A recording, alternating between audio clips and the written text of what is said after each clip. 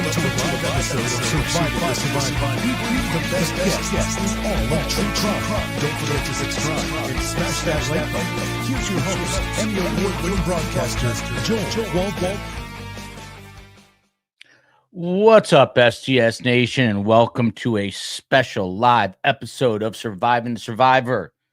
Typically, we bring you the best guests in true crime, but today we're bringing you the best guests in the supernatural, I suppose, and waiting for one other guest and possibly a third to trickle in here. But we are getting prepared, as you see on the screen. The Committee on Oversight and Accountability. They're going to be discussing all things UAP, which is an unmanned aerial phenomenon. Am I right about that, Vinnie Adams? It's unidentified. I'm sorry. I'm sorry. I should have gotten that one right. So, again, today is going to be a congressional hearing. Vinnie has been on the show before. We kind of dipped our toes in this periodically. And we had Ross Coulthard on, and he was the one who broke the news about the UFO whistleblower, David Grush, who was the first person to speak and give testimony at one of these. But Vinnie Adams, besides a great British accent, he's a UK-based UFO UAP researcher and the founder of Disclosure Team. It's a social media platform and a YouTube channel covering many aspects of the UFO phenomenon, including the latest news, case studies, and interviews. Vinnie is also a member of UAP Media UK. It's a central resource on the UAP subject for Britain's members of parliament, national and local media, and private and public organizations. He's also a boots-on-the-ground investigator. His work in the area includes annual visits to Colombia to investigate a 400-year-old light phenomenon as part of the Phenomenology team. And then we might be joined here by Scott Roeder. He is a founder of the Evidence Room. He's in Tokyo right now, so it's obviously late there. He said he was going to try to do his best to make it. He is an internationally recognized evidence and crime scene reconstructionist.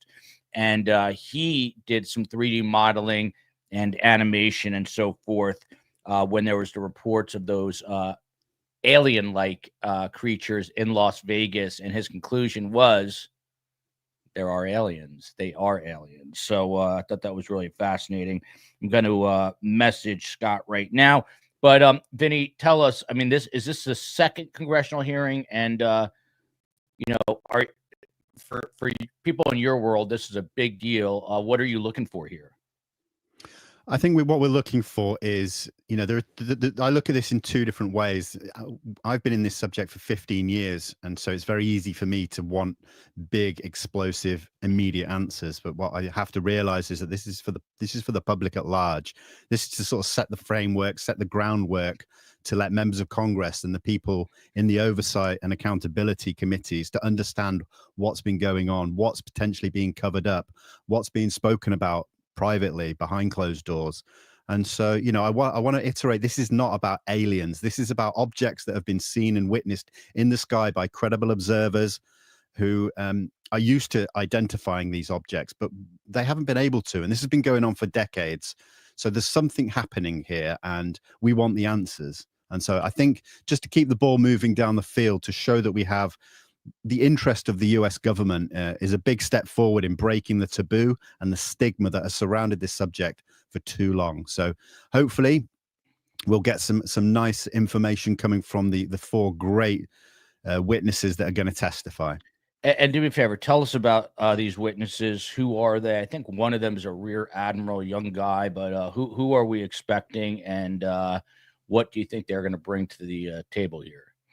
Yeah, first up, we have retired Rear Admiral of the U.S. Navy, Tim Gallaudet. He is the Chief Executive Officer of Ocean STL Consulting, formerly U.S. Department of Commerce, where he was the Acting Undersecretary of Commerce for Oceans and Atmosphere, and he was the Acting Administrator of the National Oceanic and Atmospheric Administration, NOAA.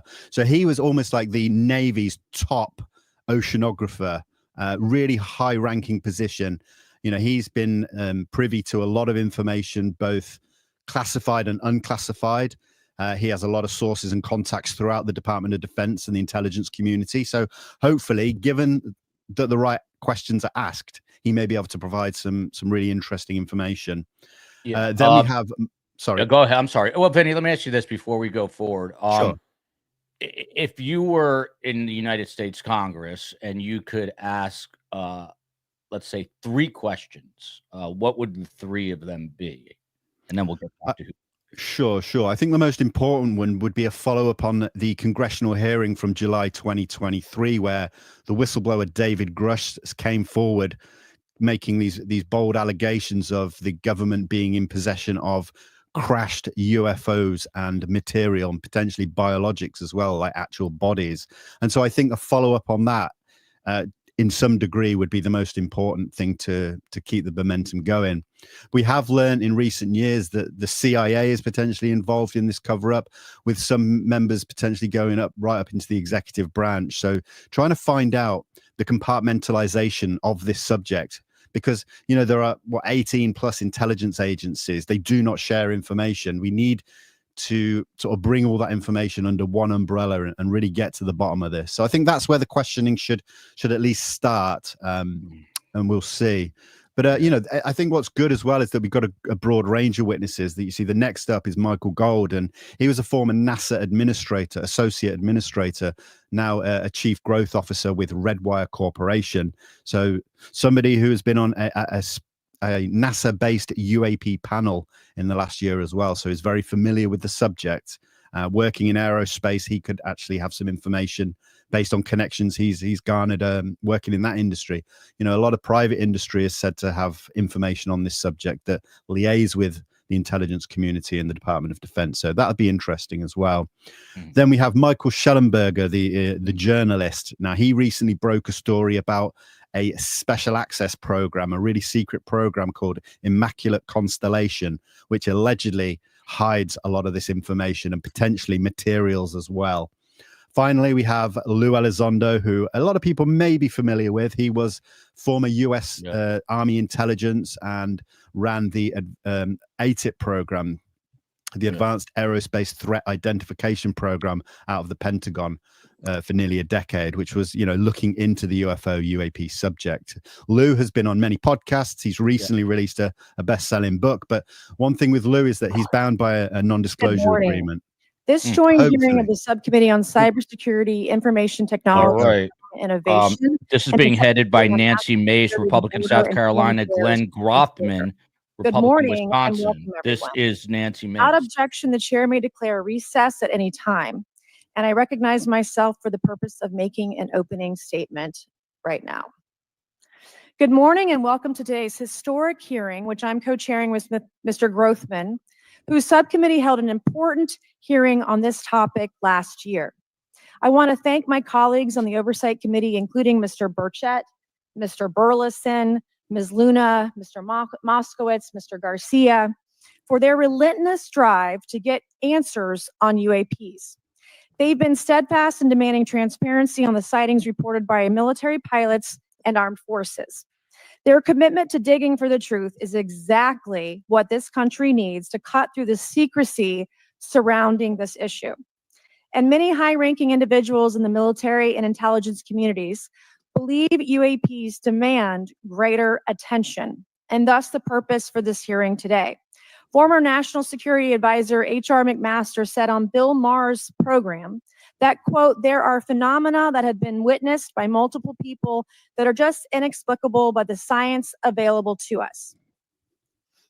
Army Colonel Carl Nell, a member of the federal government UAP task force, said at a conference this past May that non-human intelligence exists. Non-human intelligence has been interacting with humanity.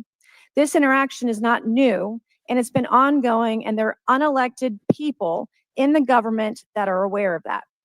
But UAPs remain a controversial topic. I'm not going to name names, but there are certain individuals who didn't want this hearing to happen because they feared what might be disclosed. But we stood firm. No amount of outside pressure would ever keep me from pursuing a subject to ground, come hell or high water. On that score, I want to thank our witnesses for being here. We have before us a panel of individuals accomplished in the military, in civilian government, in science, and in journalism. Some of the testimony you will hear them deliver today does not reflect well on influential individuals and agencies within the U.S. federal government and perhaps some of our contractors. It's never easy to present such information publicly. So I appreciate our witnesses voluntarily agreeing to being here today. This hearing is intended to help Congress and the American people to learn the extent of the programs and activities our government has engaged in with respect to UAPs and what knowledge it has yielded. This includes, of course, any knowledge of extraterrestrial life or technology of non-human origin. If government-funded research on UAPs has not yielded any useful knowledge, we also need to know those facts. Taxpayers deserve to know how much has it been invested, how much has been spent. They shouldn't be kept in the dark to spare the Pentagon a little bit of embarrassment. The reality is, despite their enormous taxpayer-funded budgets, the transparency of the Defense Department and the intelligence community have long been abysmal. The Pentagon has failed 6 consecutive audits. In fact, it's never actually passed one. Adding to this is a runaway overclassification of documents and materials, a reluctance to declassify materials when appropriate, and at times an outright refusal to share critical information with Congress. In short, it's not a track record that instills trust. So Congress has tried in recent years to lift the veil and find out if information about UAPs is being withheld, not only from the American public, but also from their elected representatives in Congress. Part of the transparency effort was legislation created in the Pentagon, the All-Domain Anomaly Resolution Office, or AARO, but the new office is struggling to get its footing. A recent statutorily required report from AARO, intended to illuminate the government's historic assessment of UAPs, was heavily criticized by those seeking UAP transparency. The report has stoked suspicions AARO is unable, or perhaps unwilling, to bring forward the truth about the government's activities concerning UAPs. I'm disturbed that AARO itself lacks transparency. Even its budget is kept from the public. So if there is no there, then why are we spending money on it, and by how much? Why the secrecy if it's really no big deal and there's nothing there? Why hide it from the American people? Because I'm not a mathematician, but I can tell you that doesn't add up. I expect some of our witnesses to share their views on that AARO report. We will also hear from the witnesses today allegations of UAP-related misinformation and disinformation by government officials of which they are personally aware and directly experienced. And we will hear testimony today concerning recent revelations about a purportedly secret UAP program whose existence and findings may have been improperly withheld from Congress. But before we get to the witnesses, we're going to have a few more opening statements from our colleagues. And one thing I wanted to add at the end of my closing statement is there is a document that will be entered into the congressional record today. Mr. Tim Burchett from Tennessee has this document, and we just distributed it to every member up here on the dais of this document. But this is going to be the original document from the Pentagon about Immaculate Constellation that Michael Shellenberger delivered to Congress today. So thank you, Mr. Shellenberger, for this information. We are all reading it in real time now, and Mr. Burchett will enter it into the record. But 12 pages about this unacknowledged special access program that your government says does not exist. So with that, I would acknowledge my colleagues, Mr. Garcia. I want to say, first of all, to Mr. Connolly, who cannot be here today, the ranking member on my subcommittee on cybersecurity, I want to say that I was greatly saddened to hear about the recent news of Mr. Connolly's cancer diagnosis. And I want to convey to him and to all of our colleagues, we wish our very best to you and a full and speedy recovery. And with that, I would acknowledge Mr. Garcia for 5 minutes. Thank you. Thank you very much, Chairwoman. I want to thank the Chairwoman and the Chairman both for their continued support and really treating this this discussion and these hearings in a way that's bipartisan. I think one thing that's very important for all of us that are interested in the conversation around UAPs is that this is an area that both Republicans and Democrats, where we may disagree in a lot of other spaces, this is an area where bipartisanship is really important. And in fact, I would add it's critical that we all continue to work together in a way that moves forward with the truth and important disclosure. So we're here to have a bipartisan and serious conversation, I believe, about our national security. We should always ground these conversations in facts, evidence, and the data in front of us. I want to note that we have our witnesses here. I want to thank you all for being here, and note that also amongst you have folks that have also served us in our military. And I know that for many of you, this has been a difficult process, but I'm very grateful to have you with us today, and thank you for joining us.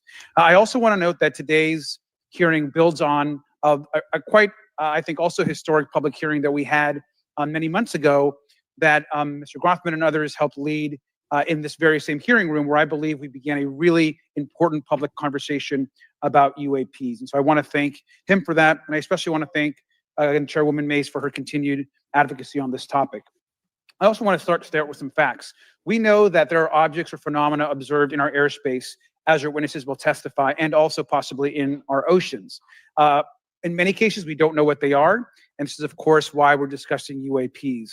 Now, the All-Domain Anomaly Resolution Office, AARO, has reported hundreds of UAPs that remain, quote, uncharacterized and unattributed, and which, quote, appear to have demonstrated unusual flight characteristics or performance capabilities and require further analysis. This is our own AARO office. Now, we shouldn't prejudge what they might be. I'm certainly not going to. We need evidence. But what we are detecting things, and we know that we don't understand them, and this is worth investigating. Now, the American people have legitimate questions, and I believe it's critical that Congress should help address them. This is about the truth and science and facts. Now, transparency and faith in our institutions is vital in a good democracy. Now, I'm proud to say that this hearing will build on that important bipartisan work, and I want to thank everyone for being involved, including members of our committee. Now, in our last hearing in July, we heard testimony that a significant number of pilots of major airlines have witnessed UAPs as well, but have no real confidential way of reporting them to the government. We heard that commercial pilots who encounter UAPs may be hesitant to speak openly due to stigma or fear of retaliation.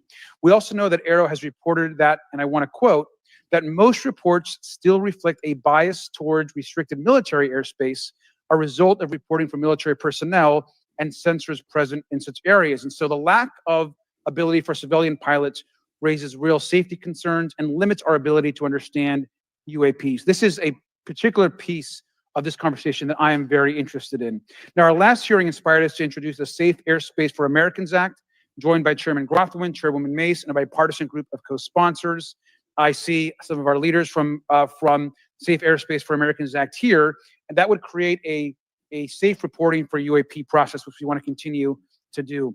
Now, members of both parties and senior officials in multiple administrations have now taken an interest in this issue. Mainstream media, in many cases, are beginning to take more of an interest in this issue, and we should all be proud to carry that work and build confidence for the American people. I believe we can always be more transparent. To me, this hearing and others are simply about the truth and getting to the facts of what these UAPs actually are. It's very important that we show that Democrats and Republicans in Congress can work together to cut through misinformation and look for a serious and thoughtful way to have the discussion in public. Many of us have also called for additional public hearings to discuss UAPs. This should be a topic that continues on throughout the Congress so we can gather more information, data, and work with the relevant agencies to gather more information. Finally, I just want to add that those that are here on this dais, many of us have participated also in classified briefings as well, and where we have also gained a lot of important, I think, and interesting information, at least I personally have. And so with that information, we want to continue today's hearing, and I thank all of our witnesses for being here. And with that, I'd like to yield back. Thank you, Mr. Garcia. And I'd now like to recognize Mr. Grothman for a 5-minute introduction. Thank you. Good morning. I'd like to thank our witnesses for being here one more time. This is a topic I've been interested in since 8th grade. I'd like to thank Ms. Mace for working with me on this topic and for making this a joint subcommittee hearing. Last year, the Subcommittee on National Security, the Border and Foreign Affairs held an historic hearing to understand the potential national security risk of unidentified anomalous phenomena, or UAPs. We heard from former Navy Commander David Fravor, who shared firsthand experience with the UAP engaged while on duty in the Pacific. We learned from David Gresh, a former member of the intelligence community, who revealed the supposed existence of secret government programs hidden from congressional oversight. Additionally, former military pilot Ryan Graves informed us of the limited ways in which the military and commercial pilots can report UAP sightings. Since that last hearings, I've led several briefings with government agencies to deepen my understanding with these issues. First, the Department of Defense Inspector General's office informed us that the Department of Defense does not have a streamlined process for service members to report UAP activity. Since then, the Joint Chiefs have implemented standards for UAP reporting across the services. The Intelligence Community Inspector General informed us that whistleblowers often fear retaliation for reporting mismanagement of highly sensitive government projects or information. Finally, AARO has expressed to the committee that, like any other federal government agency, it's faced challenges in its establishment, specifically in hiring staff to manage UAP historical records and coordinating with other federal agencies. Well, these agencies have been helpful to us in understanding the challenges that come from collecting UAP data. None of them have been able to substantiate the claims made at this hearing last year by David Grush. Despite our committee members endlessly questioning these agencies inside and outside of a skiff, I hope our witnesses today will be able to provide evidence and content that is worthwhile to our pursuits of eliminating government waste and increasing transparency. To help alleviate some of the roadblocks, I'm supportive of measures that were included in last year's National Defense Authorization Act to increase transparency and improve record-keeping measures when it comes to UAPs. But I believe there's still more work to go. I co-led the Safe Airspace for Americans Act with Ranking Member Garcia, which requires the Federal Aviation Administration to develop procedures to collect UAP data from civilian aviators. I look forward to working with members of Congress to see that this legislation and other UAP legislation crosses the finish line. I'm deeply alarmed by the reporting of the massive drone swarm that flew over Langley Air Force Base in Virginia last December. Langley is the home of the 1st Fighter Wing, which maintains half of the F-22s in the U.S. Air Force inventory. Reports of this incident indicate these drones were roughly 20 feet long, flying more than 100 miles an hour at an altitude of over 3,000 feet. Yet the origin of these drones and their operators remains a mystery. This incident and other sightings near sensitive military installations highlights the complexity of the UAP challenge facing our intelligence, defense, and homeland security committees. Whether these phenomena are the result of foreign adversaries developing advanced technologies or something else entirely, we must take them seriously, investigate them thoroughly, and assess their implications on national defense. The repeated UAP sightings around sensitive military sites underscores the need for innovative defensive strategies beyond traditional measures. They also highlight the urgent need for updated policies to address emerging threats, as well as more effective interagency cooperation and intelligence sharing. However, none of this is going to be possible without transparency. For far too long, critical information about UAPs has been either classified or ignored, leaving the American public and key congressmen without clarity needed to make informed decisions. Declassifying reports and fostering a more open dialogue about UAPs will not only increase the public trust, but also encourage collaboration between government, the scientific community, and our allies. Quite frankly, there's been things that have been kept secret that is, I think, old enough that there is no reason it shouldn't be released, regardless of any so-called, private information. A transparent approach will allow us to share insights, identify patterns, and develop new strategic defenses.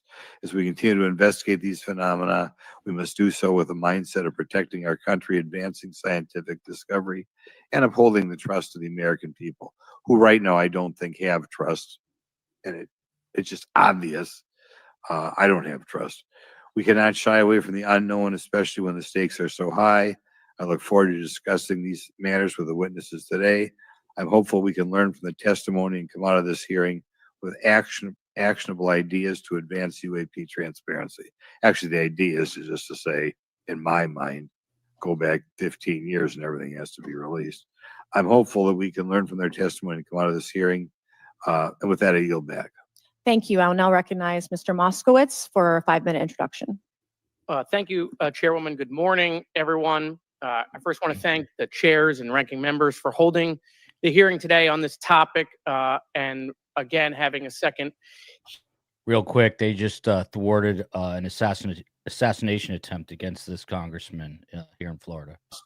Through transparency, but first, I want to mention, you might be wondering why Chairman Comer has allowed me to be a ranking member today, but it's really only because our dear friend, Jerry Connolly, is not here. As Chairwoman Mace mentioned, he was diagnosed with esophageal cancer, and all of us on this committee know Jerry, and he's a fighter, and we're praying for him and hoping for his speedy recovery. So today's hearing marks this committee's second meeting dedicated to UAP transparency.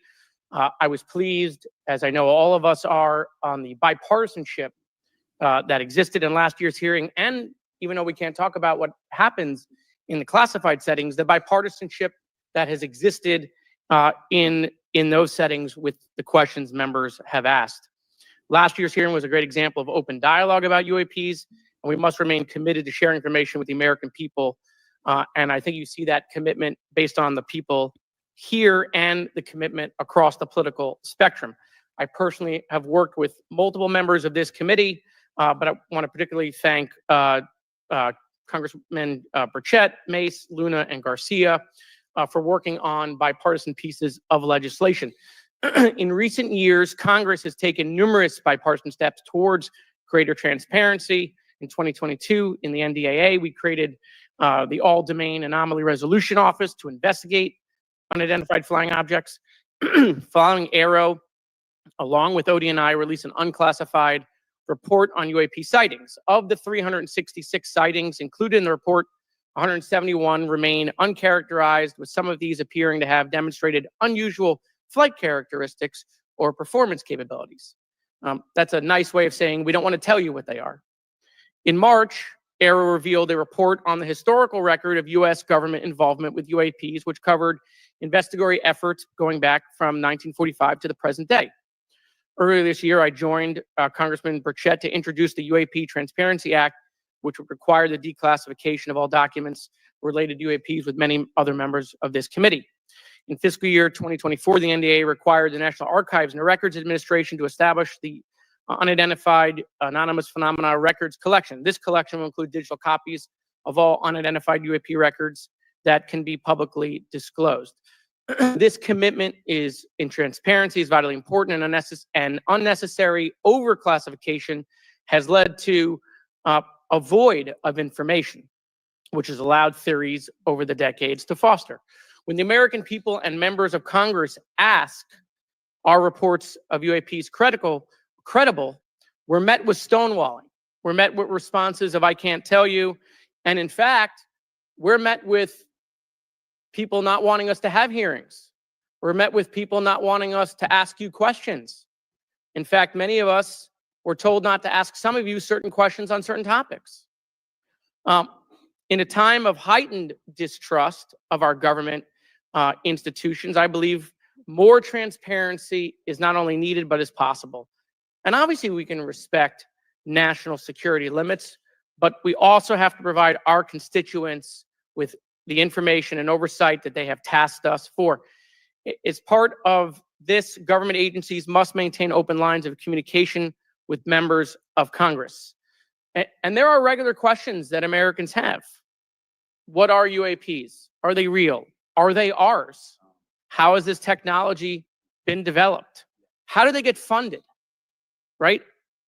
And now we've seen this has gone from a long time ago where you could discredit people because it's some guy living in a Winnebago. You're able to see people now. These are pilots. These are military. These are folks with serious backgrounds. This has changed the face of this because now we have video. People will have questions. We know there are advanced technology programs. Almost 15 years ago, one of those came out of Area 51. to go after Osama bin Laden. And the only reason we know about that is because one of those helicopters was downed. Americans have questions about whistleblowers who have come forward to talk about retribution. And so I want to thank everyone for being involved today on trying to get more transparency. This has been bipartisan, bicameral. And as we get into a new administration, the president-elect has talked about opportunities to declassify information on UAPs, and I hope he lives up to that promise. And with that, I yield back. Okay, thank you, Mr. Moskowitz. And I would now, committee staff asked me to go ahead and I will do it, to enter into the congressional record this 12-page document that Michael Shellenberger brought today that describes the Immaculate Constellation government program. So we will do that now. Every member up here has a copy of it. The first section talks about the unacknowledged special access program called Immaculate Constellation. And the second section about USG imagery intelligence. And Representative Luna just told me if I say Immaculate Constellation, I'll be on some list, maybe a FISA warrant. So come at me, bro, I guess. But without objection, entered in the record. All right. First time a So congressperson next we'll ever said that. introduce our witnesses for today's hearing. Thank you so much for being here. Our first witness is retired Rear Admiral Gallaudet, who retired from the U.S. Navy and is now the Chief Executive Officer at Ocean STL Consulting. Our second witness is Mr. Lou Elizondo, a former Department of Defense official and author of a recent bestseller book about UAPs. Our third witness is Mr. Michael Shellenberger, founder of the newsletter Public, and author of a recent journalistic piece about special access programs, including one widely identified as Immaculate Constellation. I swear the staff wants me on a list. Okay. And our last witness today is Mr. Michael Gold, a former NASA official who is also a member of the NASA UAP Independent Study Team. Welcome, everyone. We are pleased to have you today. Pursuant to Committee Rule 9G, the witnesses will please stand and raise your right hands. This is where it gets real. Do you solemnly swear to affirm that the testimony that you are about to give is the truth, the whole truth, and nothing but the truth, so help you God? Let the record show that the witnesses all answered in the affirmative. We appreciate all of you being here today and look forward to your testimony. Let me remind the witnesses that we have read your written statements and they will appear in full in the hearing record. You guys may be seated. Please limit your oral statements to 5 minutes. As a reminder, please press the button in front of you so the microphone is turned on so that everyone in the room, members included, can hear you. When you begin to speak, the light in front of you will turn green. After 4 minutes, the light will turn yellow. When the red light comes on, your 5 minutes has expired, and we would ask that you please wrap it up. So I will first recognize Rear Admiral Gallaudet to please begin your opening remarks. Thank you, Chairwoman Mace, Chairman Grothman, Ranking Members Connolly and Garcia, and members of the committee.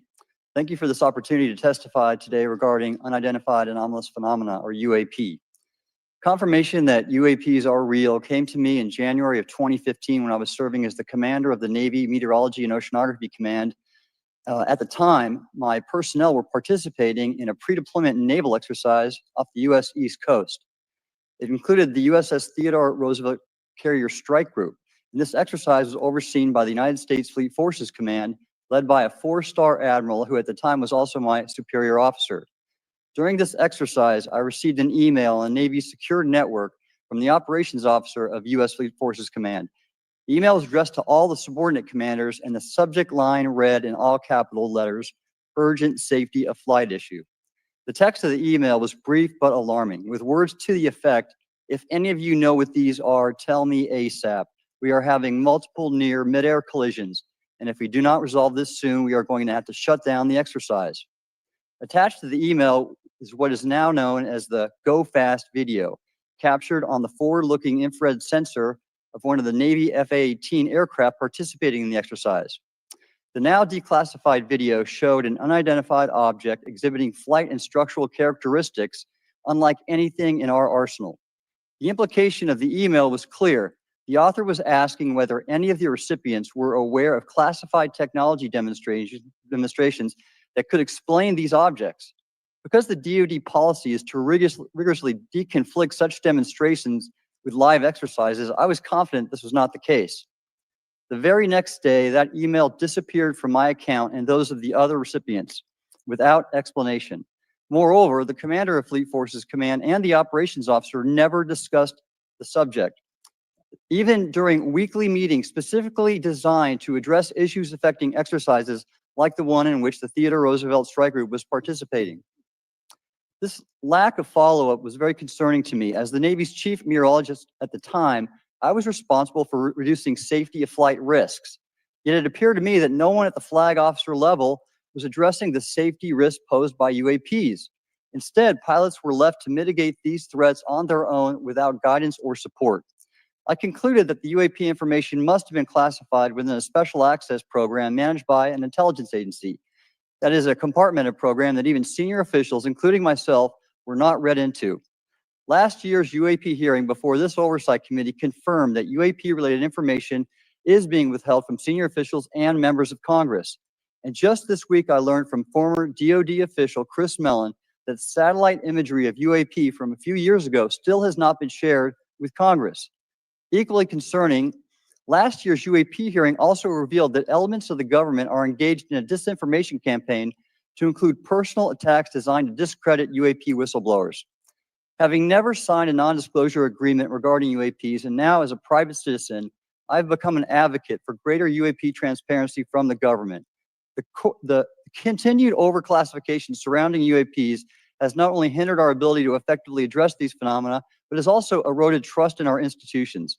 While I applaud previous bipartisan legislation passed by Congress concerning UAPs, a more comprehensive approach is needed to address the broader implication of UAP on public safety and national security, as well as the socioeconomic opportunities that open UAP research could unlock. Therefore, I recommend Congress take the following action, which I believe will receive bipartisan support. First, establish robust oversight of the executive branch's management of UAP information by directing key officials, beginning with the director of the DoD's All-Domain Anomaly Resolution Office, to provide comprehensive briefings on what the government knows about UAP and does not know. Two, enact the provisions of the UAP Disclosure Act that establish a UAP Records Review Board to ensure independent oversight, transparency, and accountability in the government's handling of UAP information.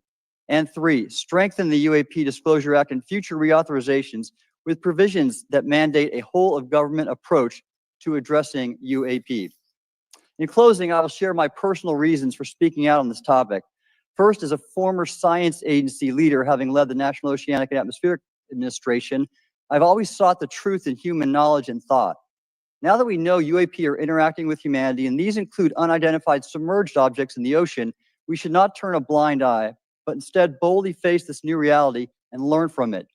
Additionally, at a time when leaders in government leave much to be desired, I feel obligated to show moral leadership on this issue of UAP disclosure by validating the credibility of the courageous men and women who have come out as witnesses and whistleblowers to expose the truth.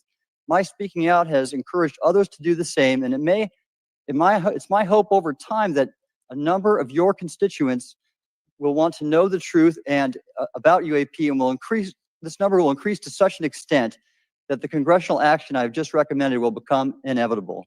Thank you, and I look forward to your questions. Thank you. I will now recognize Mr. Elizondo for his opening statement. That guy was the chief Greetings, meteorologist Chairwoman of the Mace, Navy. Chairman Grothman, ranking members Connolly and Garcia, and members of the committee.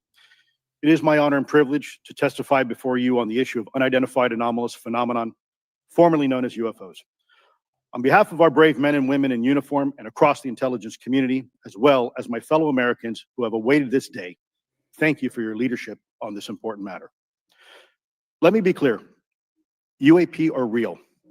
Advanced technologies not made by our government or any other government are monitoring sensitive military installations around the globe. Furthermore, the U.S. is in possession of UAP technologies, as are some of our adversaries. I believe we are in the midst of a multi-decade secretive arms race, one funded by misallocated taxpayer dollars and hidden from our elected representatives and oversight bodies. For many years, I was entrusted with protecting some of our nation's most sensitive programs. In my last position, I managed a special access program on behalf of the White House and the National Security Council. As such, I appreciate the need to protect certain sensitive intelligence and military information. I consider my oath to protect secrets as sacred, and I will always put the safety of the American people first. With that said, I also understand the consequences of excessive secrecy and stovepiping. Nowhere was this more apparent than in the aftermath of 9/11, which many of us remember all too well. I believe that America's greatness depends on three elements. A watchful Congress, B, a responsive executive branch, and C, an informed public. Over the last decade and a half, I learned that certain UAP programs were and are operating without any of these elements. Although much of my government work on the UAP subject still remains classified, excessive secrecy has led to grave misdeeds against loyal civil servants, military personnel, and the public, all to hide the fact that we are not alone in the cosmos. A small cadre within our own government involved in the UAP topic has created a culture of suppression and intimidation that I've personally been victim to, along with many of my former colleagues. This includes unwarranted criminal investigations, harassment, and efforts to destroy one's credibility. Most Americans would be shocked to learn that the Pentagon's very own Public Affairs Office openly employs a professional psychological operations officer as the singular point of contact for any UAP-related inquiries from citizens and the media. This is unacceptable. Many of my former colleagues and I have provided classified testimony to both the Department of Defense and the Intelligence Community Inspector General. Many of us have subsequently been targeted by this cabal with threats to our careers, our security clearances, and even our lives. This is not hyperbole, but a genuine fact, and this is wrong. To fix these problems, I propose three principal actions. First, Congress and the President should create a single point of contact responsible for a whole-of-government approach to the UAP issue. Currently, the White House, CIA, NASA, the Pentagon, Department of Energy, and others play a role, but no one seems to be in charge, leading to unchecked power and corruption. Second, we need a national UAP strategy that will promote transparency and help restore the American public's trust at a time when the public's trust is at an all-time low. This strategy should include a whole-of-government approach, including the academic and scientific communities, the private sector, and our international partners and allies.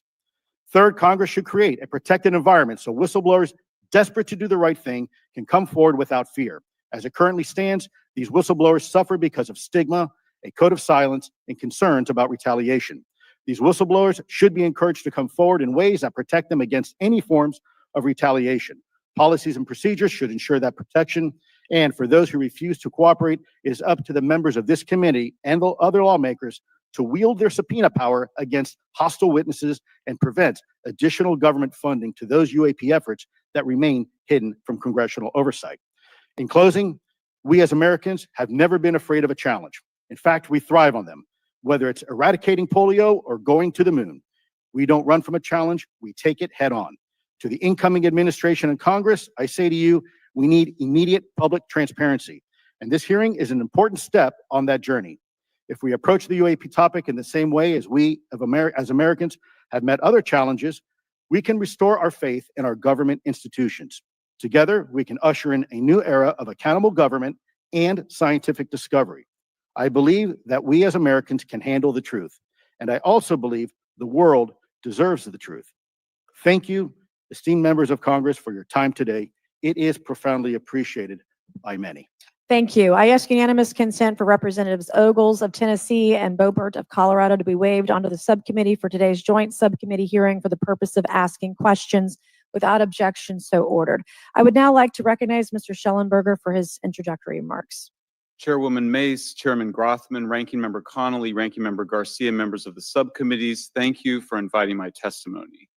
One of Congress's most important responsibilities is oversight of the executive branch in general and the military and intelligence community in particular. Unfortunately, there is a growing body of evidence that the U.S. government is not being transparent about what it knows about unidentified anomalous phenomena, and that elements within the military and the IC are in violation of their constitutional duty to notify Congress of their operations. President-elect Donald Trump and former President Barack Obama have both said that the government has information about UAPs that it has not released. There are other explanations for UAPs than that they represent a new form of life or non-human life. Current dominant alternative theories, including those put forward by Arrow, are that UAPs are some kind of natural phenomena we don't yet understand, like ball lightning or plasma. They could also be part of some new US or foreign government weapons programs, such as drones, aircraft, balloons, CGI, hoaxes, or birds. Whatever UAPs are, Congress must be informed, as must the people of the United States. We have a right to know what UAPs are, no matter what they are. However, we now have existing and former US government officials who have told Congress that AARO and the Pentagon have broken the law by not revealing a significant body of information about UAPs, including military intelligence databases that have evidence of their existence as physical craft. One of those individuals is a current or former US government official acting as a UAP whistleblower. This person has written a report. This is the report that says the executive branch has been managing UAP NHI issues without congressional knowledge, oversight, or authorization for some time, quite possibly decades. Furthermore, these individuals have revealed the name of an active and highly secretive DoD unacknowledged special access program, or USAP. The source of that document told me, that the USAP is a strategic intelligence program that is part of the US military family of longstanding, highly sensitive programs dealing with various aspects of the UAP problem. The new UAP whistleblower claims that the US military and IC database includes videos and images taken using infrared, forward-looking infrared, full motion video, and still photography. The report that was just shared with Congress says Immaculate Constellation serves as a central or parent USAP that consolidates observations of UAPs by both tasked and untasked collection platforms. Immaculate Constellation includes high-quality imagery intelligence and measurement and signature intelligence of UAPs, the whistleblower's report adds. The sources of this intelligence are a blend of directed and incidental collection capabilities, positioned in low Earth orbit, the upper atmosphere, as well as military and civilian aviation altitudes and maritime environments. The report to Congress details in detail various UAPs, including spheres, orbs, disks, saucers, ovals, triangles, boomerang, arrowhead, and irregular organic. The report describes various incidents found in the human intelligence databases. One involved orbs surrounding and forcing an F-22 out of its patrol area. In another incident, the crew of a Navy aircraft carrier watched a small orange-red sphere rapidly descend from a high altitude of 100 to 200 yards directly above the flight deck of the CVN, or aircraft carrier. And since my reporting on this Immaculate Constellation last month, another source came forward who told me that they saw a roughly 13-minute long, high-definition, full-color video of a white orb UAP coming out of the ocean approximately 20 miles off the coast of Kuwait. It was filmed from a helicopter.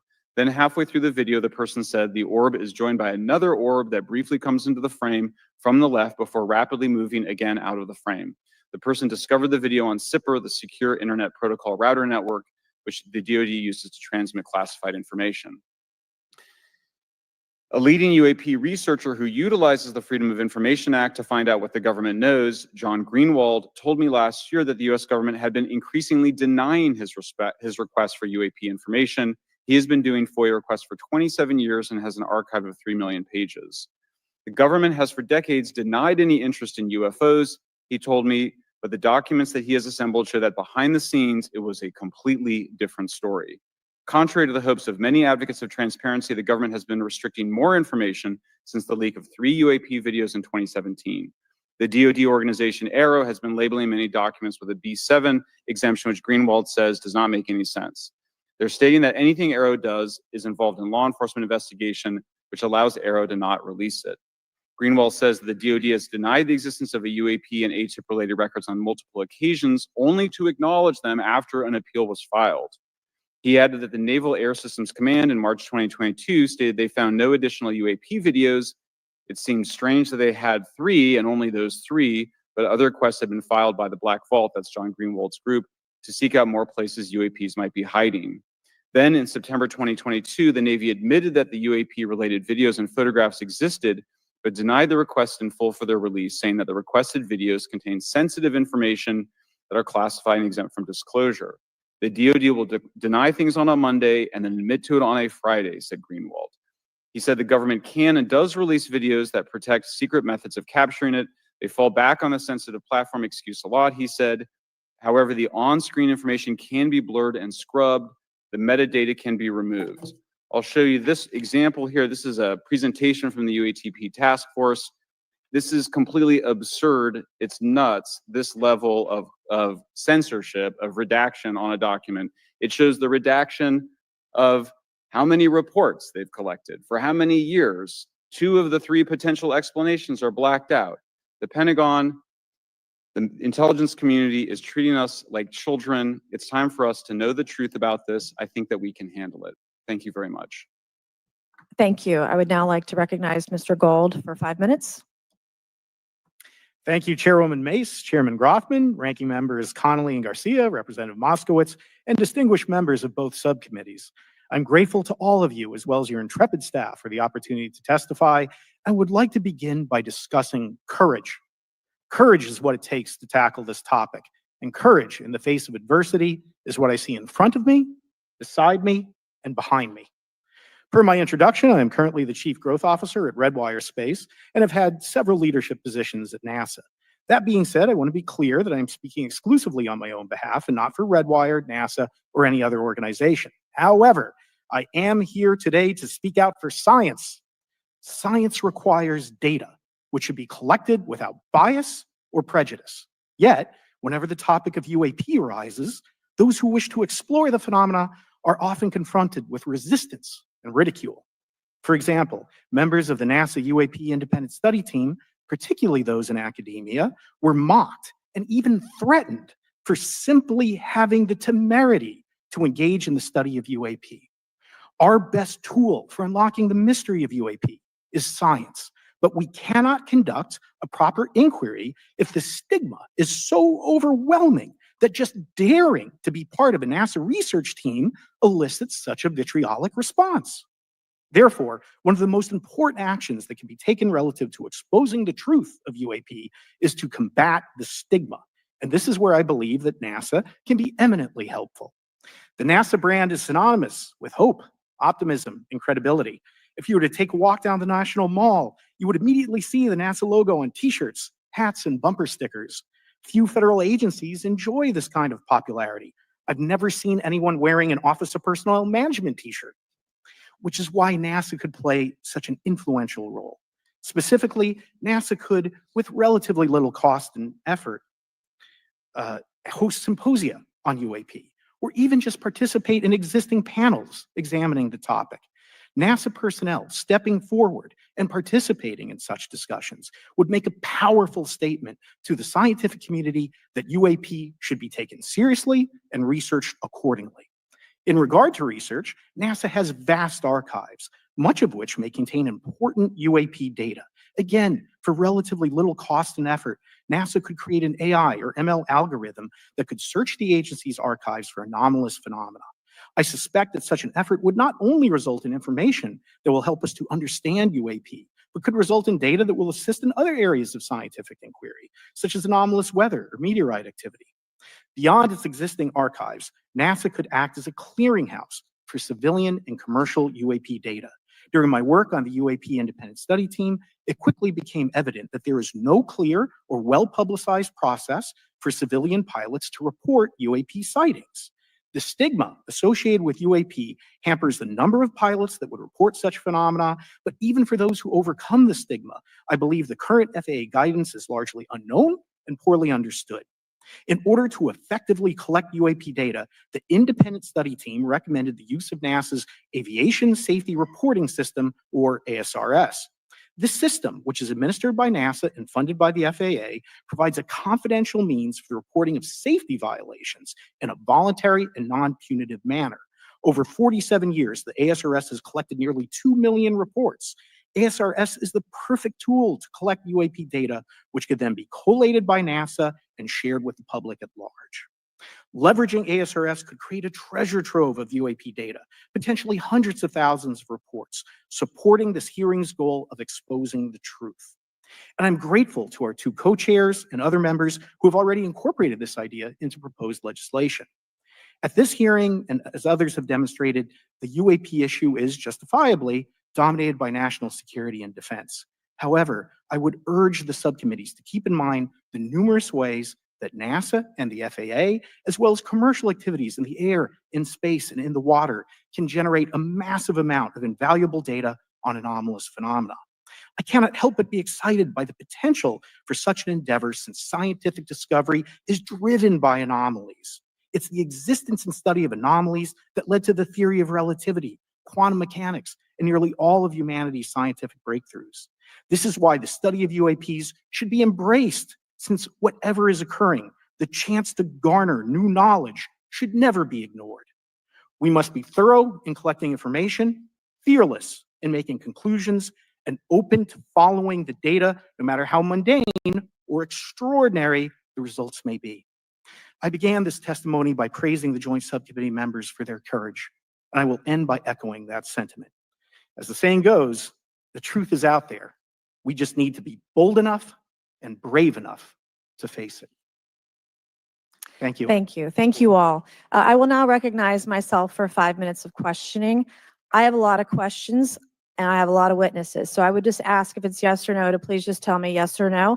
If it requires more than that, be very succinct because I would like to go down the line and ask as many questions as possible. So for the Admiral this morning first, former DoD official Chris Mellon reached out to you about satellite imagery from 2017 that depicts a UAP. What were the dates in 2017 when this occurred? I can't share with you the details, ma'am, but I can do it in a closed setting, and I can also tell you the agency that wrote a report on it. Okay, so who has the imagery? I can tell you that in a closed setting. Can you describe what was depicted in the satellite imagery? Just a description. It was a UAP, ma'am. That's it? No other description? The term that the analysts used, they called it the button. It was a disc-shaped object. Okay, where was it? I can't tell you that, ma'am. Okay. All right. Okay, Mr. Elizondo, you state in your testimony that, quote, advanced technologies not by our government or any other government are monitoring sensitive military installations around the globe, end quote. If these technologies are not made by any government, who's making them? Private companies, or are you implying they are crafted by a non-human intelligence? Well, ma'am, that's precisely why we're here. The problem is that temporally speaking, over decades, not just the last 10 years, to put this in perspective, Are these private companies you're implying, or is this non-human intelligence? it may be both. Okay. When it comes to Blue Force Technologies, I would not be able to discuss. Okay. Are you read into secret UAP crash retrieval programs? We would have to have a conversation in a closed session, ma'am. I signed documentation 3 years ago that restricts my ability to discuss specifically crash retrievals. I submitted for my book through the DOPSR process, which took a year for it to be reviewed. And what is in the book is what I was told I'm allowed to talk about. Has the government conducted secret UAP crash retrieval programs? Yes or no? Yes. Okay. Were they designed to identify and reverse engineer alien craft? Yes or no? Yes. Does the U.S. government have any reverse? Okay, we already answered that question about retrieval programs. Do any U.S. contractors have the same? I would prefer to address that in a closed session, ma'am. Okay. In your book, you mentioned government employees who've been injured by UAPs, placed on leave, and receiving government compensation for their injuries. Is that correct? That is correct. How can the government deny we have recovered craft if they're paying people because they've been injured by recovered craft? Ma'am, that's a great question. That's why I think we're here again, because I've seen the documentation by the U.S. government for several of these individuals who have sustained injuries as a result of a UAP incident. It's a crazy idea, right? The hypocrisy and the logic. Okay, Mr. Shellenberger, I'm going to say it again to be very clear. Immaculate Constellation. What's its mission and how are they funded? Its mission is to, as I stated, its mission is to, it's an unacknowledged special access program. Its mission is to document UAPs. Okay, and do you, for your story and your report, do you have more than one credible source? I do. Sourcing, okay. I do. And then why do you believe your sources to be credible? How do you judge the veracity of the documentation you've been provided about this program? I checked the sources and they are who they say they are. They are current or former government officials. I wanted to also add that I did not specify that they were Defense Department employees. I didn't specify the agency nor the gender. Would they have included non-government employees, people that aren't employed by the government? These are, I'm comfortable saying that these are government or previously government employees. Any of them currently employed by a private contractor or private contractors? I'd rather not say. Okay. What's the key takeaway, just a few seconds, about the Immaculate Constellation document you provided us today? I think that what the American people need to know is that the U.S. military and intelligence community are sitting on a huge amount of visual and other information, still photos, video photos, other sensor information, and they have for a very long time. And it's not those fuzzy photos and videos that we've been given. There's very clear High res. images, high resolution. How many visuals, graphics, videos, photos? I mean, I've been told hundreds, maybe thousands. I mean, I Mhm. also wanted to say, because there was some conversation around concern around the revealing of these materials, revealing the source collections, but some of these are shot from helicopters using normal videos of oceans. I just think that's absurd that somehow you're going to be revealing some secret U.S. technology by revealing that you've photographed orbs off the coast of Kuwait. Okay, thank you. I have 8 seconds. Mr. Gold, did the NASA independent study team get briefed on what you call OSAP? Very quickly. I flagged the Advanced Aerospace Weapons System Application Program to our chair and our DFO. We did not get briefed, but I believe it is definitely worth looking into. That was probably the largest UAP review effort ever, and I think produced a lot of interest data, including revealing Nimitz. I don't know if my fellow witness Lou might want. He did yeoman's work on it. Might want to comment. Okay. All right. I'm going to turn to Mr. Moskowitz, who will be recognized for 5 minutes of questioning. Thank you, Madam Chairwoman. So, Mr. Gold, you gave a whole diatribe for a couple of minutes about UAPs, science, data collection, stigma. A lot of non-believers in all of this would just ask a very simple question. Why? Why is it so hard? Right? Like, why are people, anytime they ask, why are they always thwarted? Why are they always judged? Why is they always have misinformation spread? Why is there always retribution? Why is it always met with an ear? What's the why? If it doesn't exist, why is it such a problem? I think if you go through the history of science, Representative, it is always difficult for breakthroughs and new information, regardless of whether it's UAP or any other kind of discovery.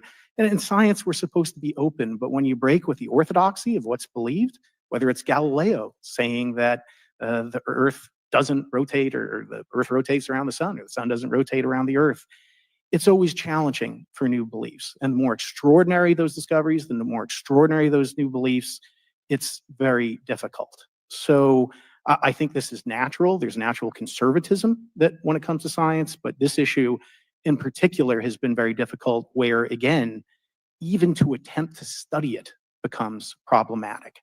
But every hearing like this, every news report, every video, documentaries, I was privileged to be a part of something Dan Fair is putting together. I think many of us have interviewed for it, documentary over 30 different government officials. Every brick in the wall will help get us closer to getting to the truth. I appreciate that. Mr. Elizondo, did I have that correct? Sir. I'm a recovering lawyer, so I'm going to put my hat on for a second. You said you signed a document. Love that. Who gave that to you? The U.S. government, sir. Okay, you have a copy of it? It is stored in the SCIF right now. I do not have possession of it. The U.S. government does. What department of the U.S. government gave you this document? I will say the Department of Defense. Unfortunately, I can't say in this forum much more than that. You specifically said the document said you can't talk about crash retrieval. Well, you can't talk about Fight Club if there's no Fight Club. Correct. Okay, I'm just making an observation. Yes, sir. So that document that you signed, that you said exists, specifically said you can't talk about crash retrieval. Correct, sir. It was a limitation on because already I'd been speaking publicly about the topic. And so the document said you can continue saying X, Y, Z, but you cannot discuss the topic. When you give me the atmosphere of signing this document. You're in a room by yourself? I'm in a SCIF with a security officer, sir. Just one-on-one? Anybody else? There may have been an assistant as well. It was in a SCIF within a Department of Defense facility. Give me your background real quick. My background is I went to school to study microbiology and immunology, entered into the U.S. Army, and after a very short stint in military intelligence, I became a counterintelligence special agent. As a civilian, later on I became a special agent in charge, running investigations in counterterrorism and counterespionage primarily, with some experience in counterinsurgency and counter-narcotics. And then in 2009 timeframe, when I came back to the Pentagon after a tour with the Director of National Intelligence, I quickly became part of a program that was originally called OSAP that evolved into the program now called ATIP, which is where those videos that we now see, the Go Fast, the Gimbal, the FLIR, that was part of our effort, sir. Right. So you're not some conspiracy theorist. You actually have a legitimate background. Well, sir, I'm certainly not a conspiracy theorist. I'm fact-based, just say facts. So when you're in this room, I want to paint the picture of everybody. You're in this room, you're by yourself, you're in a skiff, you're handed a document. How long is the document? It's about a page front and back. So basically, you have some things they call trigraphs, which I cannot, again, talk. How long were you given to sign the document? As long as I needed, sir. And what if you didn't sign it? Well, I suspect there'd be repercussions. I wouldn't have access to certain information. Were you allowed to ask a lawyer, or weren't allowed to talk? Weren't allowed to ask for a lawyer to review the document? It wasn't an option, but they probably wouldn't have allowed me to, because the document itself was pretty explicit about you have to be. Wait, putting me in an interest. Let me try to thread the needle here. There are certain documents that we have in the U.S. government that allow people to have access to certain programs, whether it's a special, and I'm going to be very generic here, whether it's a special access program or a controlled access program, SAP, CAP, whatnot. How many people have to sign that document? It depends how many people are going to get access to the information, sir. Okay. Last question. Doctor, real quick, can you tell us about the Omaha incident in greater detail? I've read your background, right? Some people would label you as a member of the deep state, since you worked in government for a long period of time. But can you tell us more about that incident? You've written a lot about that. I wrote a lot about incidents like it, Congressman, but that specific incident involved the USS Omaha, the littoral combat ship of the U.S. Navy operating off Southern California. I don't remember the exact date. It was within the last decade. And what the watchstanders on the bridge observed was a UAP, again, something that was aloft but had no observable exhaust or control surfaces. So it was something that couldn't be explained. And then they saw it enter the water from the atmosphere and going through the air-sea interface. And so thus exhibiting transmedium travel. Thank you. I yield back. Thank you. I'll now recognize Mr. Grothman for 5 minutes of questioning. Yeah, we'll start with Mr. Gallaudet. During a previous UAP hearing, Navy Commander David Fravor discussed the TikTok object engaged in 2004. You familiar with the incident, the TikTok incident? Yes, sir. That's almost 20 years ago, right? Yes, sir. It's been said there are more videos, documents, and reports related to this incident. Do you believe the information regarding the TikTok incident should be available to all members of Congress? And in your expertise, what reason would the Department of Defense possibly have for not releasing information that's over 20 years old? Thank you, Congressman. I don't think there's any good reason to withhold information and important data, especially of national security concern from Congress. Well, what would they say? I will speculate, sir, that they don't want to share that kind of information because it reveals weaknesses in our ability to monitor and protect our airspace. Okay. In your written testimony, you claim last year's UAP hearing before this oversight committee confirmed that UAP-related information is, well, it's not only being withheld, but that elements of the government are engaging in a disinformation campaign to include personal attacks designed to discredit UAP whistleblowers. Could you elaborate on that statement a little? Yes, sir. Earlier this year, I met with the DoD's All-Domain Anomaly Resolution Office, and what I thought would be a 90-minute meeting just to meet with leadership turned out to be an hours-long influence operation on me, where they attempted to convince me of the validity of the very flawed and error-ridden historical records report. In addition, they tried to have me question very valid UAP reports like the Tic Tac incident, and even coming to stating possibly that the Tic Tac was American technology. And then, of course, if you ask David Fravor or Alex Dietrich, the two witnesses, they were convinced it was otherwise. And then, and they also cast discredit on various UAP whistleblowers and witnesses to question their validity and credibility as witnesses. Okay. We'll go to Mr. Elizondo. Hope I got that right, or not at least Close not enough, that sir. right. You're familiar with the recent drone incursion over Langley Air Force Base? Yes, sir. The owners of these drones remain unclear. The U.S. military has not been able to give us in Congress an answer. Given your experience with the Department of Defense and the intelligence community, how frequently are UAP sightings over military installations? And secondly, I suppose hypothetically you could have incursions over just say regular airports.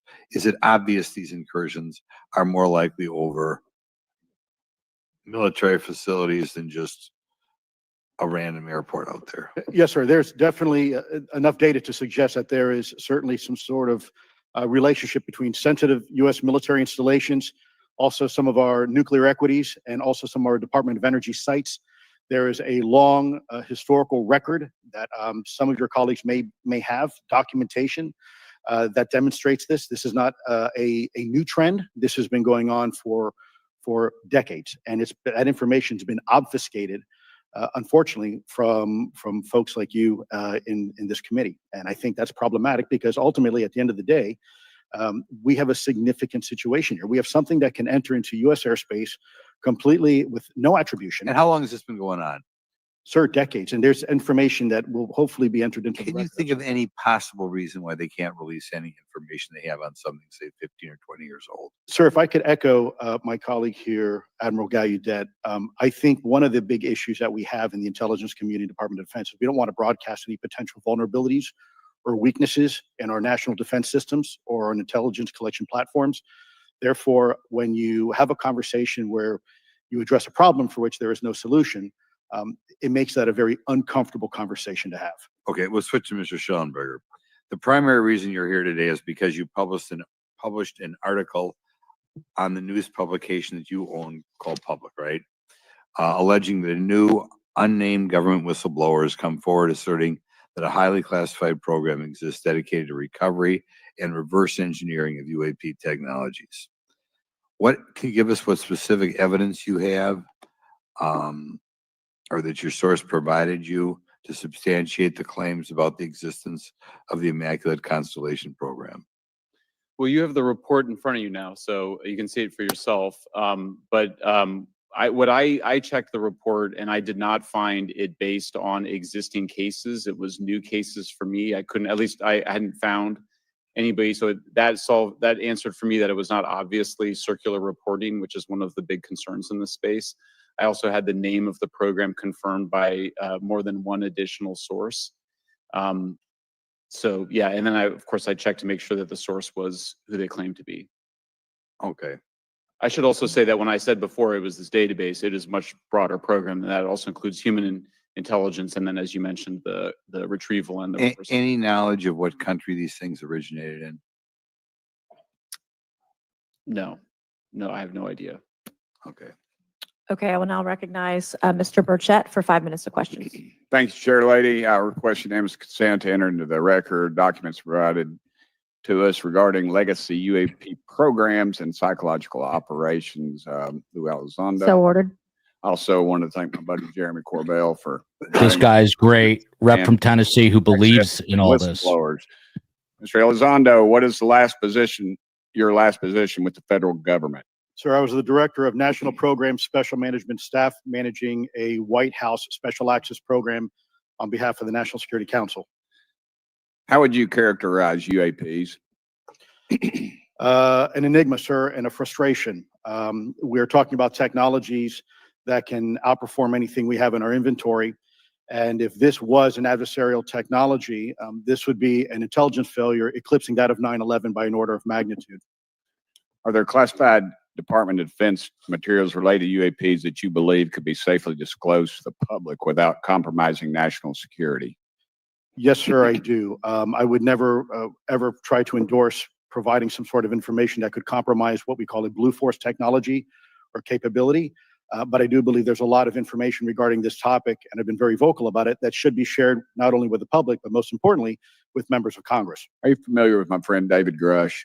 Absolutely, sir. I had the privilege and honor of working with him myself several years ago at U.S. Space Force. Last year, as you know, he testified that the U.S. has run a multi-decade UAP crash retrieval and reverse engineering program. Would you agree with that? Yes, sir. Are there UAP programs operating without proper congressional oversight? 100%. What are they?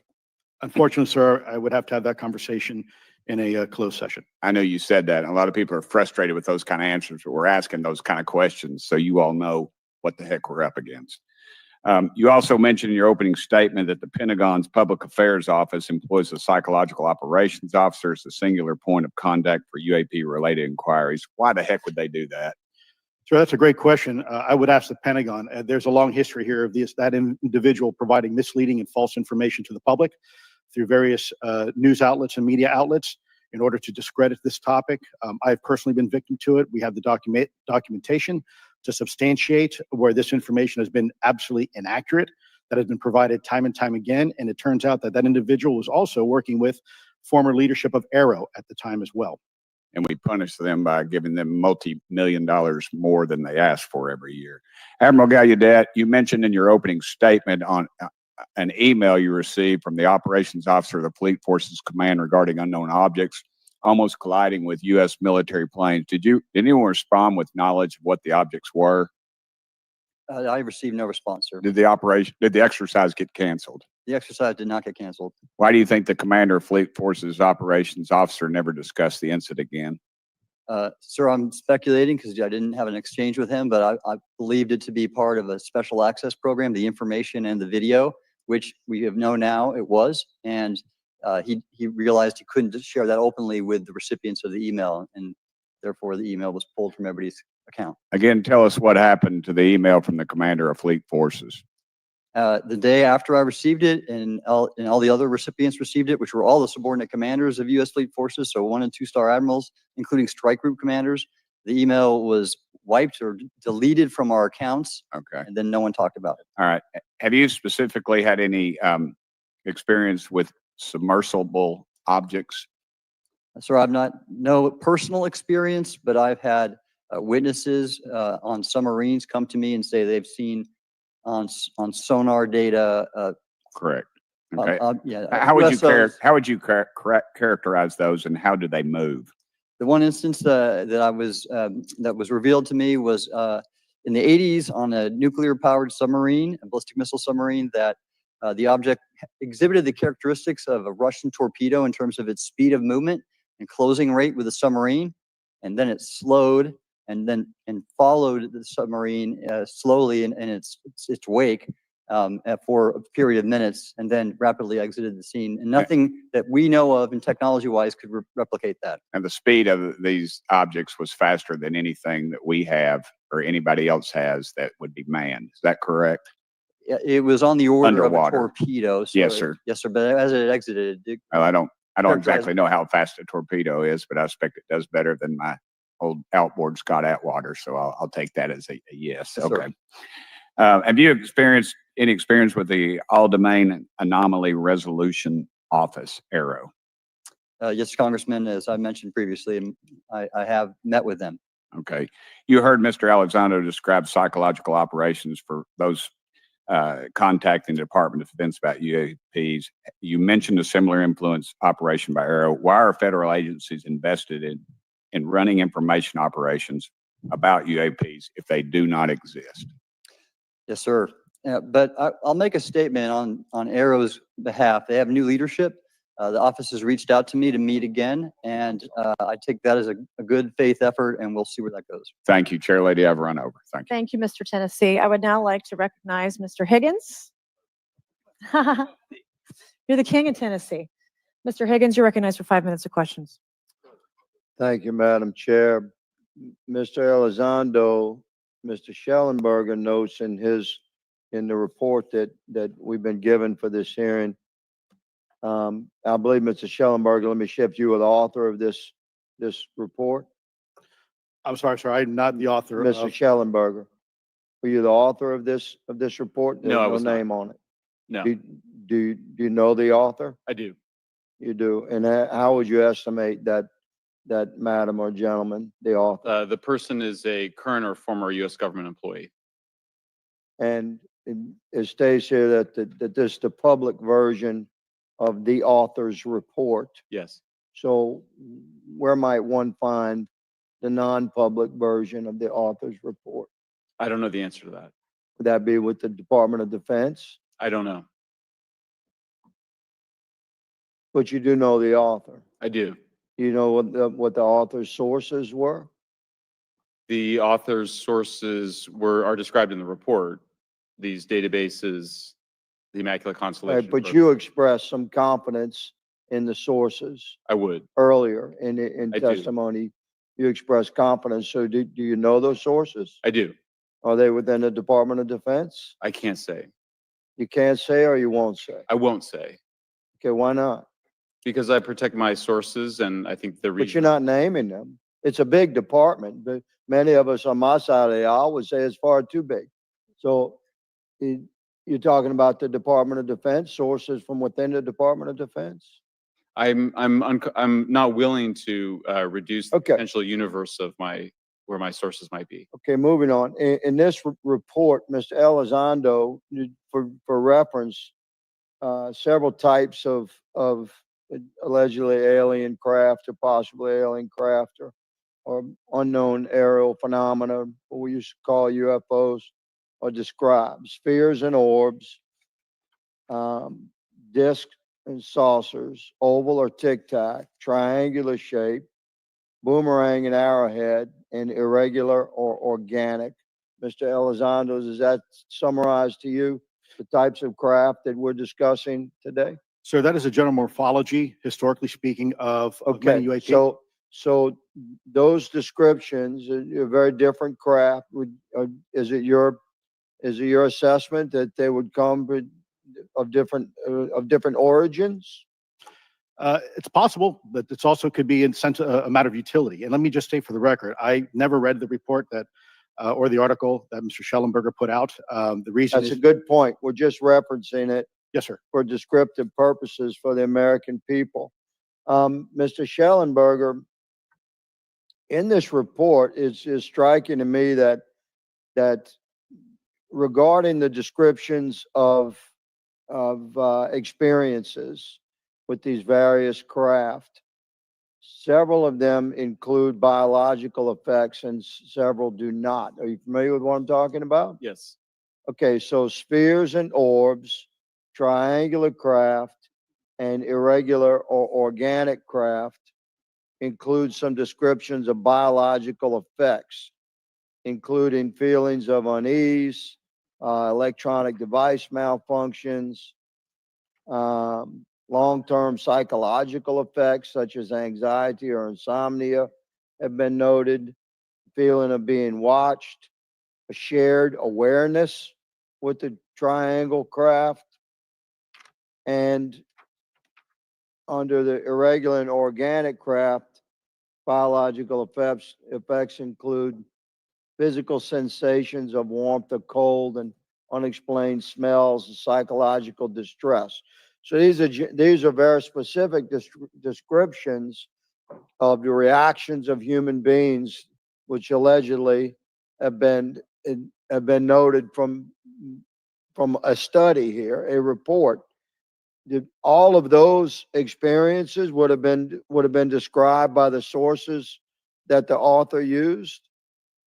I'm not sure I understand. This is a very broad description of biological effects, and it's striking to me that they are present with relation to some types of craft, but Right. absent in others. This would require a great deal of research and study. Can you explain that?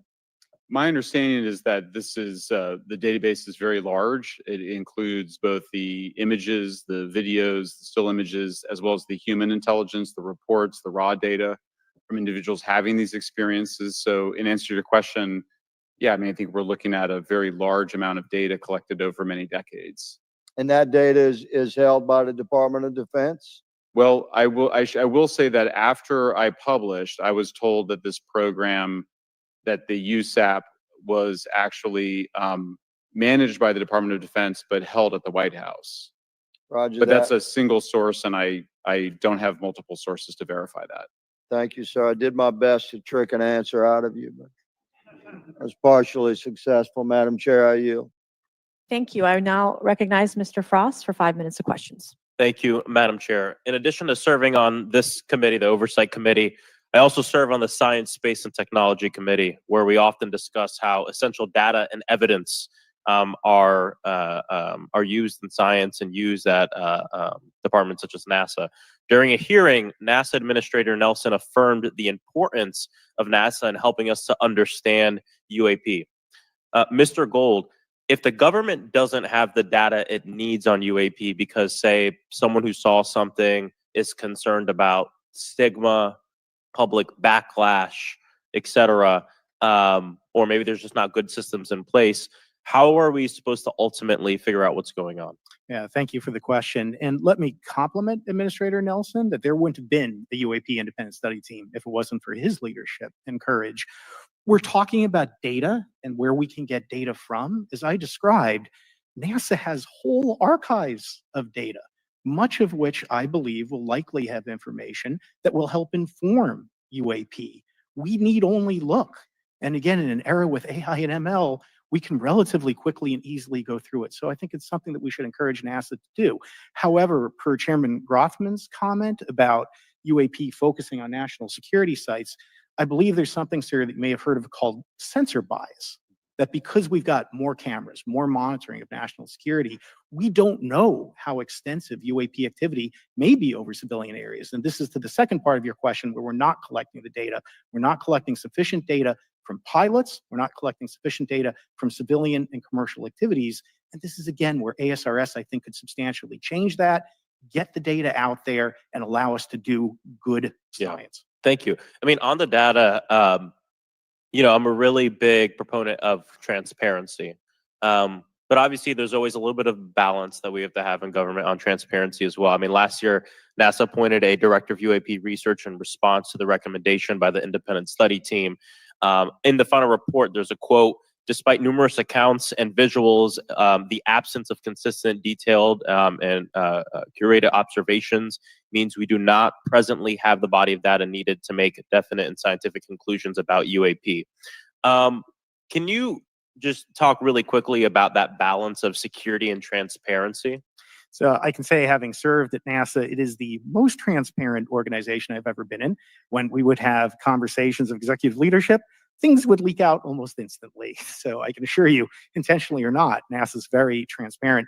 I don't know if many of you worked with engineers or scientists. They love to talk. So I believe that NASA is a paradigm of transparency, but we must have the ability and the data to be able to be transparent with.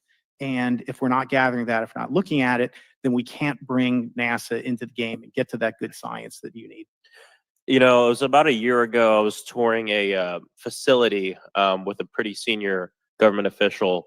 We went by a certain hangar and they said, yeah, that's, a company leases that out. We don't really know what's going on in there. We have no way of knowing what's going on in there. And there was a few of those, in fact, while we were driving around this facility. To what extent do you think that some of the UAP out there comes from off the books or unauthorized experimental aircraft? I mean, I think probably the vast majority of UAP are drones, experimental aircraft, weather conditions, which is, again, why I say if we review the data, I think we're going to discover a lot about things we weren't even thinking about. But there is a percentage that isn't.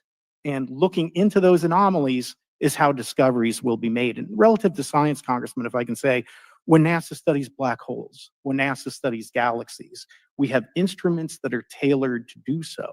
With UAP, we're using cockpit gun cameras or cell phones.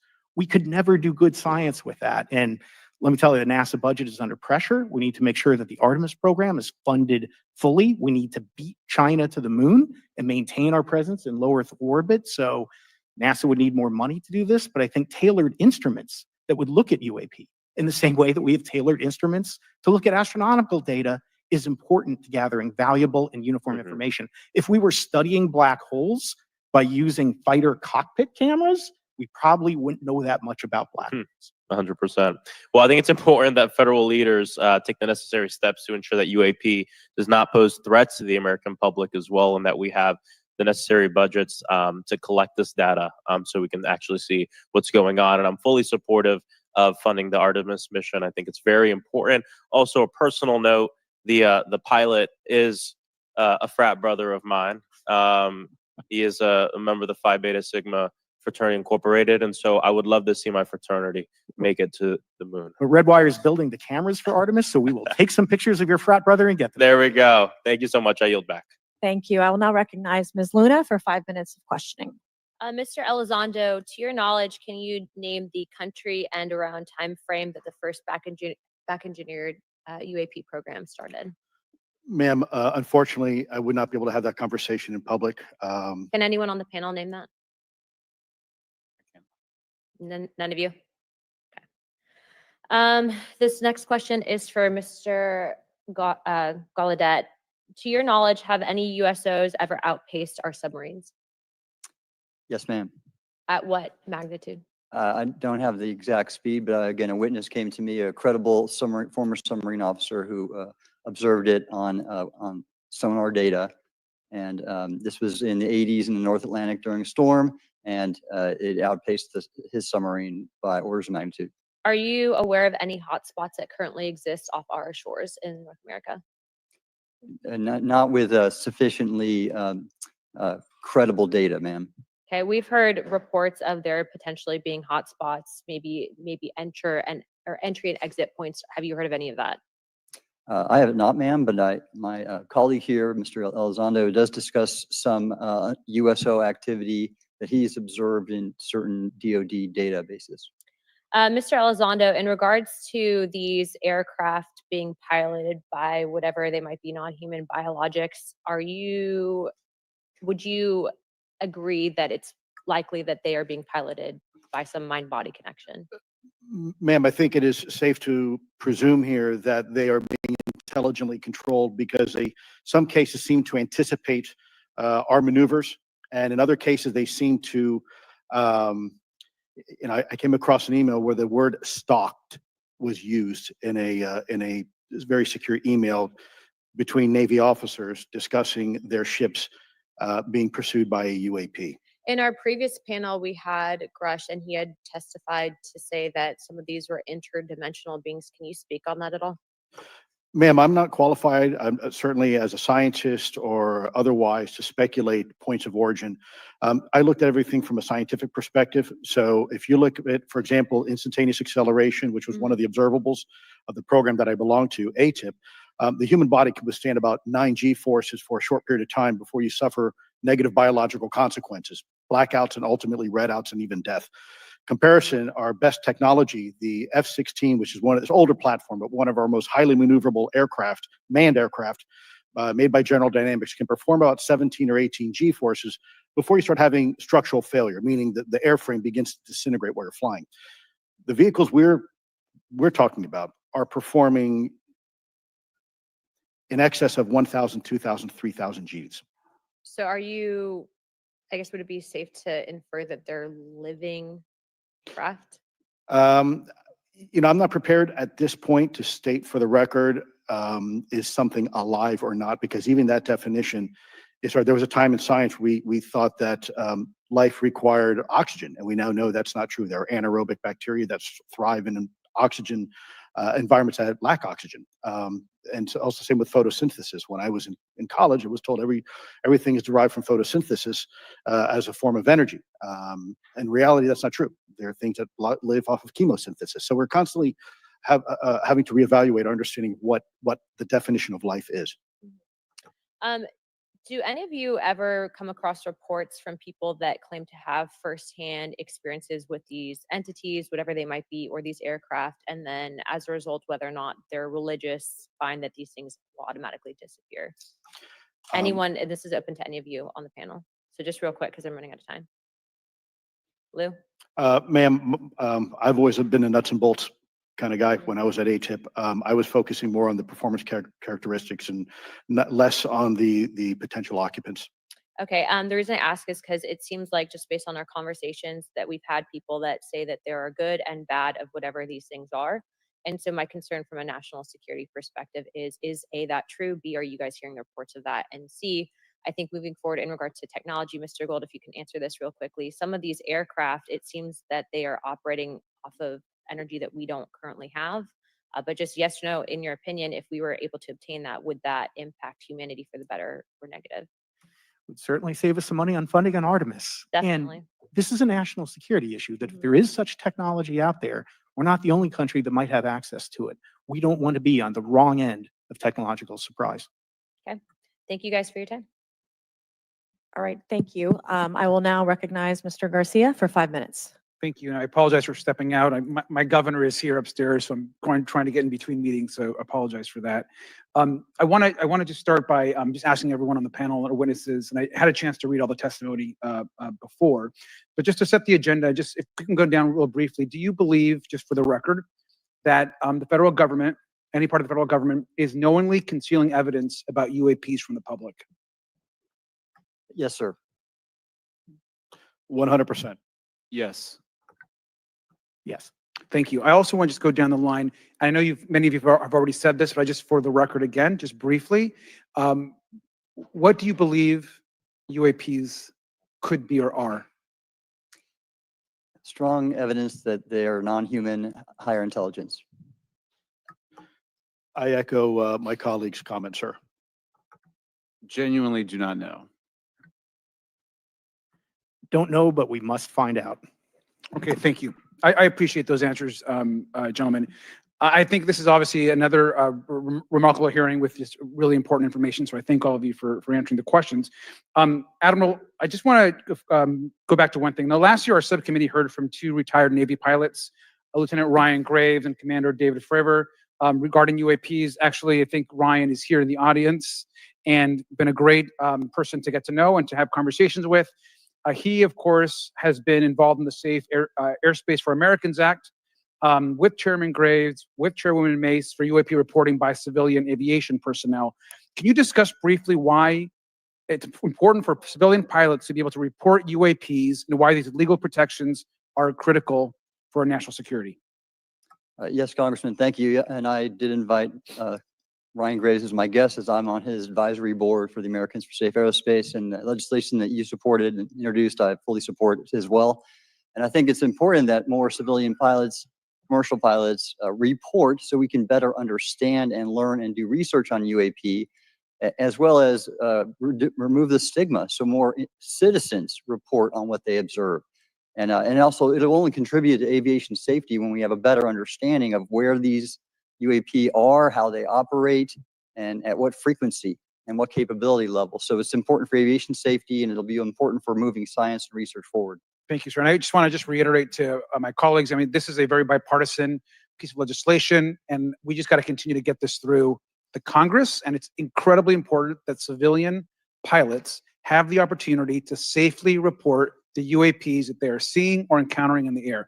And I can't express how critical this piece of what I believe is a larger collection of evidence and facts actually happened. We've been approached by pilots. I've talked to folks that have been engaged with our office and others, and there is still enormous stigma.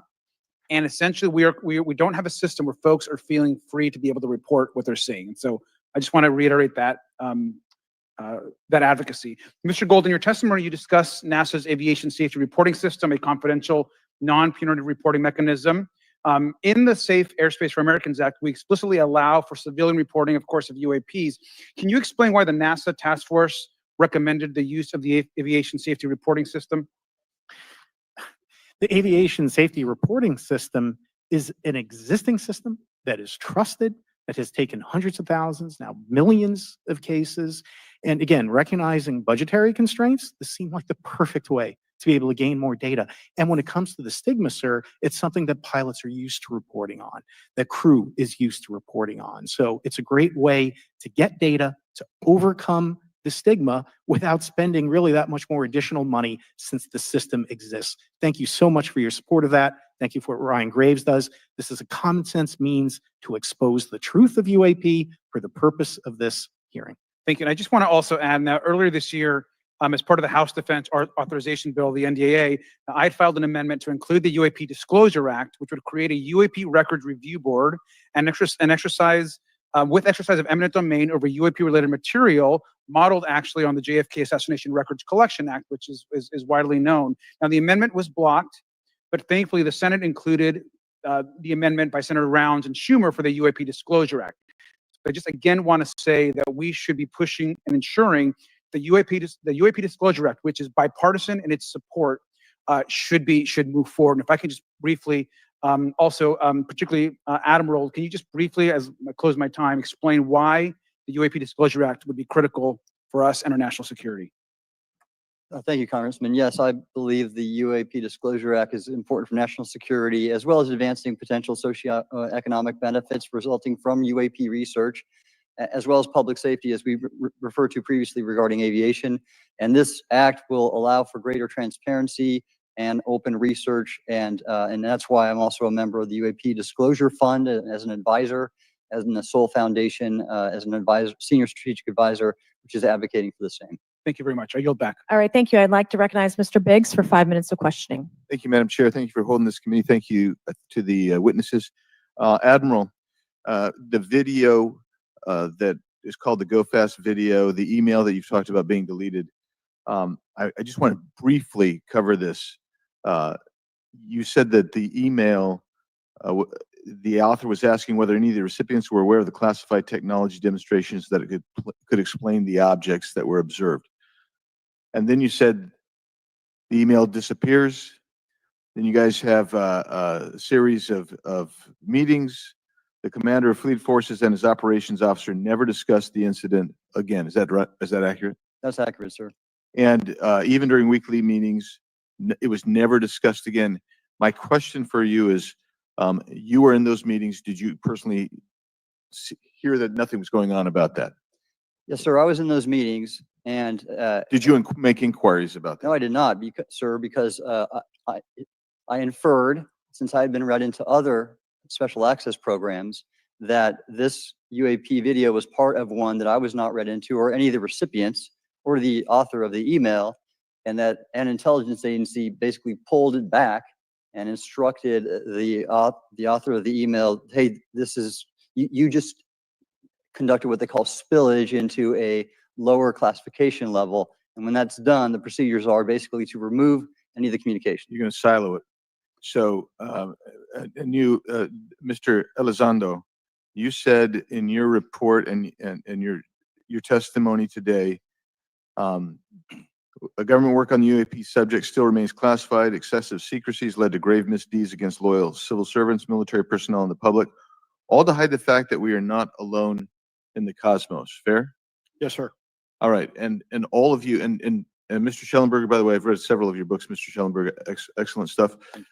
What I would say too is, you were asked about the veracity of the author of this report. You comfortable with the veracity? Yes. Okay. And then, and I'll get to you in a second, Mr. Gold. We'll talk about Kuhnian and Lakatoshian scientific advancement and how we're obviating that through these processes. But we'll get to that in a sec, because what I want to really get to is the ultimate question. It really becomes this: for what purpose is the federal government overclassifying? Because that's what they're doing. They're overclassifying and forbidding the public for getting access to this. And if you know, if you have an explanation, I'm curious, because I know what I've been told. I just want to know from your perspective, why do they overclassify? Mr. Elizondo, you look like your finger on the button, ready to go. Yes, sir. Forgive me. I think there's several reasons. I think at the time when this reality became evident to the U.S. government, we were in the middle of the Cold War with then Soviet Union, and we did not want to tip our hands to what our knowledge base was on this topic. We did not want to broadcast that to the Cold War's long over. It is, sir. It is, sir. There's also then the philosophical argument that the Department of Defense and the intelligence community is solution oriented. And when you don't have answers, it's a really tough spot to be in. It's easier to be quiet, suppressed than if you don't have the answer. Indeed, sir. In fact, there's a very real example when we built the U-2 spy plane and flew it over then Russia, and we're taking reconnaissance. And when we first started flying the aircraft, it flew so high and so fast we thought they weren't tracking us. In reality, they were tracking every flight. It wasn't until the Russians could develop the SA-2 surface-to-air missile and successfully shoot them down. I would suggest to you also, along with Lakatos and Kuhn, you also have a problem with Kenneth Arrow's path dependence or increasing returns. That's one reason why they won't disclose it. It's too painful to admit. But I just want to read a couple things from Mr. Shellenberger's what he gave to us today, because I think this is interesting stuff, and I just want to convey this to you. On USG networks, there exists infrared footage of and imagery of a grouping of vessels engaged in SIGINT and mass collection at night in a specific area of the Pacific Ocean. This footage, which was in close proximity to the vessels, a large equilateral triangle UAP suddenly appears directly over the ships. These three bright points are seen at each bottom corner of the UAP, which is observed to slowly rotate on its horizontal axis. And he goes on to describe that. And I just want to read one more, and I'm doing this because I think it's interesting. This stuff is interesting as anything. So let's get this one here, right here.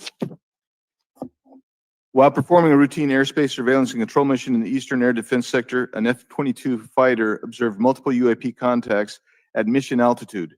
Moving to intercept, the F-22 pilot noted multiple metallic orbs slightly smaller than a sedan hovering in place. Upon vectoring towards the UAPs, a smaller formation of the metallic orbs accelerated at rapid speed towards the F-22, which was unable to establish radar locks on the presumed hostile UAPs. The F-22 broke trajectory and attempted to evade, but was intercepted and boxed in by approximately 3 to 6 UAPs. And then I'll leave that there, but because I just have no more time left. Well, she's not looking. So let's just get into let's get into part of this. I thought I would be saved by the bell. No. Let's talk about Kuhnian, Lakatoshian type of scientific development. And the problem that we have here is you have institutional blockage of what would be normal development of scientific ideas. And if you want to expand that, Mr. Gold. We're over time, so be very fast, please. I'll just say I'm a recovering attorney, so please take it easy on the science. But all breakthroughs have been heretical at first. And that's the challenge that we face, particularly with something as extraordinary as this, which is why gathering the data is so important. And I'll just end by saying, by the way, the overclassification of material is in no way limited to UAP. That is occurring throughout the government, as well as the inability to get people classifications in a timely and efficient manner, and then to have those classifications be broad enough to be useful. So this is a larger issue that I hope that Congress will look at. Thank you. Thank you, Mr. Biggs. I've been generous. All right, Mr. Burleson, I'll recognize you for 5 minutes of questions, please. Thank you, Madam Chair. Mr. Elizondo, does any branch of the United States government or defense contractors possess technology? Sir, there's documentation that I believe was submitted for the record that was approved for release by the U.S. Pentagon, by the Department of Defense Office of Pre-Publication Security Review. And it states one of the reasons why my predecessor program, OSAP, was trying to collect material of unknown origin. Was it successfully collected? It was not. What happened is that there was an aerospace contract company that requested to divest itself of the material that was collected in the 1950s. Unfortunately, that didn't actually occur. So let's dive into that. That's the Bigelow Aerospace, correct? So yes, sir. There was a journalist, Christopher Sharp, who said that there was a transfer between Lockheed Martin, Bigelow Aerospace, and the CIA allegedly blocked this. Can you describe that? What I can say is that it was blocked. Why it was blocked, I can only surmise. I was part of some conversations later on with some of those contract personnel where they had told all of us that is accurate. What we required was a memo from the Secretary of the Air Force in order to make that complete, and that never occurred. And so when Secretary Mattis became Secretary of Defense, I decided it would be appropriate for me to try to receive a memo from him as SecDef, as Secretary of Defense, if we could not get a memo from the Secretary of the Air Force to transfer that material. So if that material exists today, who's in possession? Sir, I wouldn't be able to have that conversation in an open hearing. We'd probably have to have that. Okay, my question to you then is, if we were in a secure setting, if we were in a SCIF, would you be able to provide or get access to something, whether it's visuals or material that we can put our hands on, or biologics, that would convince me, that would show me that we have non-human origins? Sir, that decision would not be mine. That would be to the gatekeeper still in the U.S. government. And who would we, so if you were in our shoes, where would you go from here? How would you get that information? Where, a lot of times we just don't know who to ask because we don't know where to go next. So if you were in our shoes, where would you go? Well, I prefer to answer that question in a closed session. However, we established Aero for that very purpose. And unfortunately, under its previous leadership, it failed.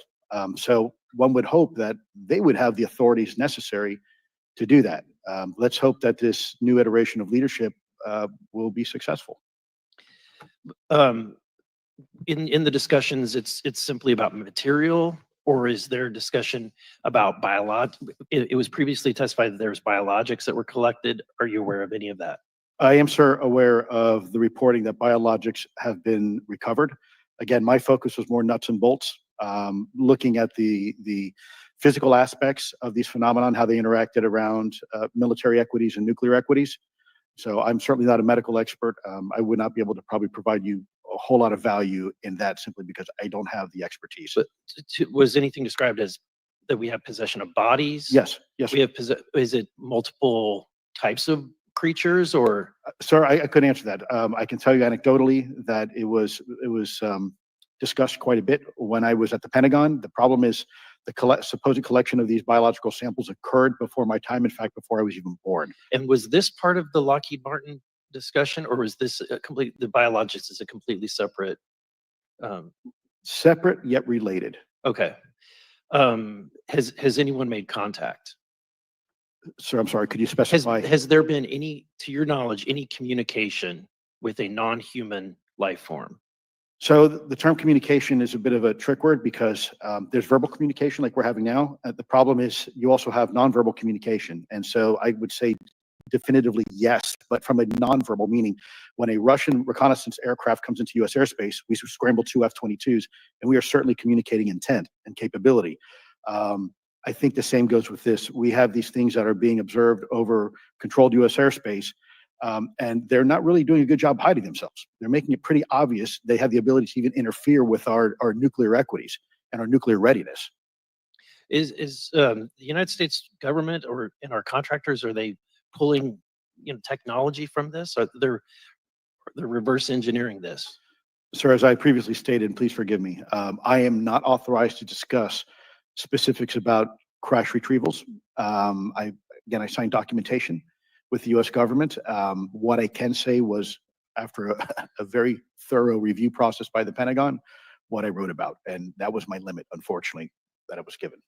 Thank you. Yes, sir. Thank you. I would like to recognize Mr. Timmons for 5 minutes of questioning. Thank you, Madam Chair. Mr. Elizondo, you just said something interesting. You said they don't seem to be hiding. They don't seem to be hiding. The UAP sightings are becoming increasingly brash, if you will. And, we've been hearing about these for years, but they've generally been isolated and not as consistent and over critical military installations. Would you say that's fair? Is this becoming increasingly often? Is it happening more and more? Great question, sir. Let me see if I can answer this for you. Certainly, there seems to be some indication that they're being provocative, meaning that they're, in some cases, literally splitting aircraft formations right down the middle. So that's an air safety issue. The question is it the frequency increasing? And the response is it depends. Yes, it's possible that there is an increase in frequency, but it's also possible that there's heightened awareness now, and there's also more pervasiveness of technology out there that's collecting this information and that can record this information. So we're not quite sure yet if it's actually an increase in numbers of these events, or is it that we have better equipment now that to record these things, and we have a better ability, if you will, to analyze these things. And that's my next question. It seems that a lot of these sightings occur near military installations. Do you think that these UAPs are intentionally targeting military installations, or do you think that we have increased abilities to monitor surrounding the military installations? Sir, maybe both. Part of my concern is we have something in the Department of Defense and the intelligence community called IPB, Initial Preparations of the Battle Space. And we use equities like ISR, intelligence, surveillance, reconnaissance, and other type of equities and technologies to prep the battle space. And certainly, if I was wearing my national security hat, even if there was a 2% chance that there was some sort of hostile intent here, that's 2% higher than we really can accept. And so we must figure out, there's a calculus, capabilities versus intent, in order to identify if something is a national security threat. We've seen some of the capabilities, yet we have no idea the intent. And so this is why this discussion is somewhat, I think, problematic from a governmental perspective, because we have no idea. Sure, thank you. Mr. Schellenberger, you're particularly familiar with the Langley Air Force Base incident a year ago? Are you familiar? Just from what I read in the Just news. from what you've read? Yeah. I would imagine a large percentage of the American population became aware of that with the Wall Street Journal article. Would you agree with that? Yes. And were you aware of that incident prior to the Wall Street Journal article? No.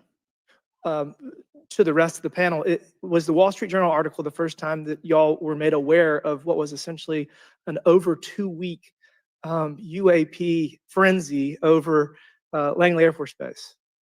Were y'all aware of this prior to the Wall Street Journal article? Anybody? Show of hands. Yes, sir.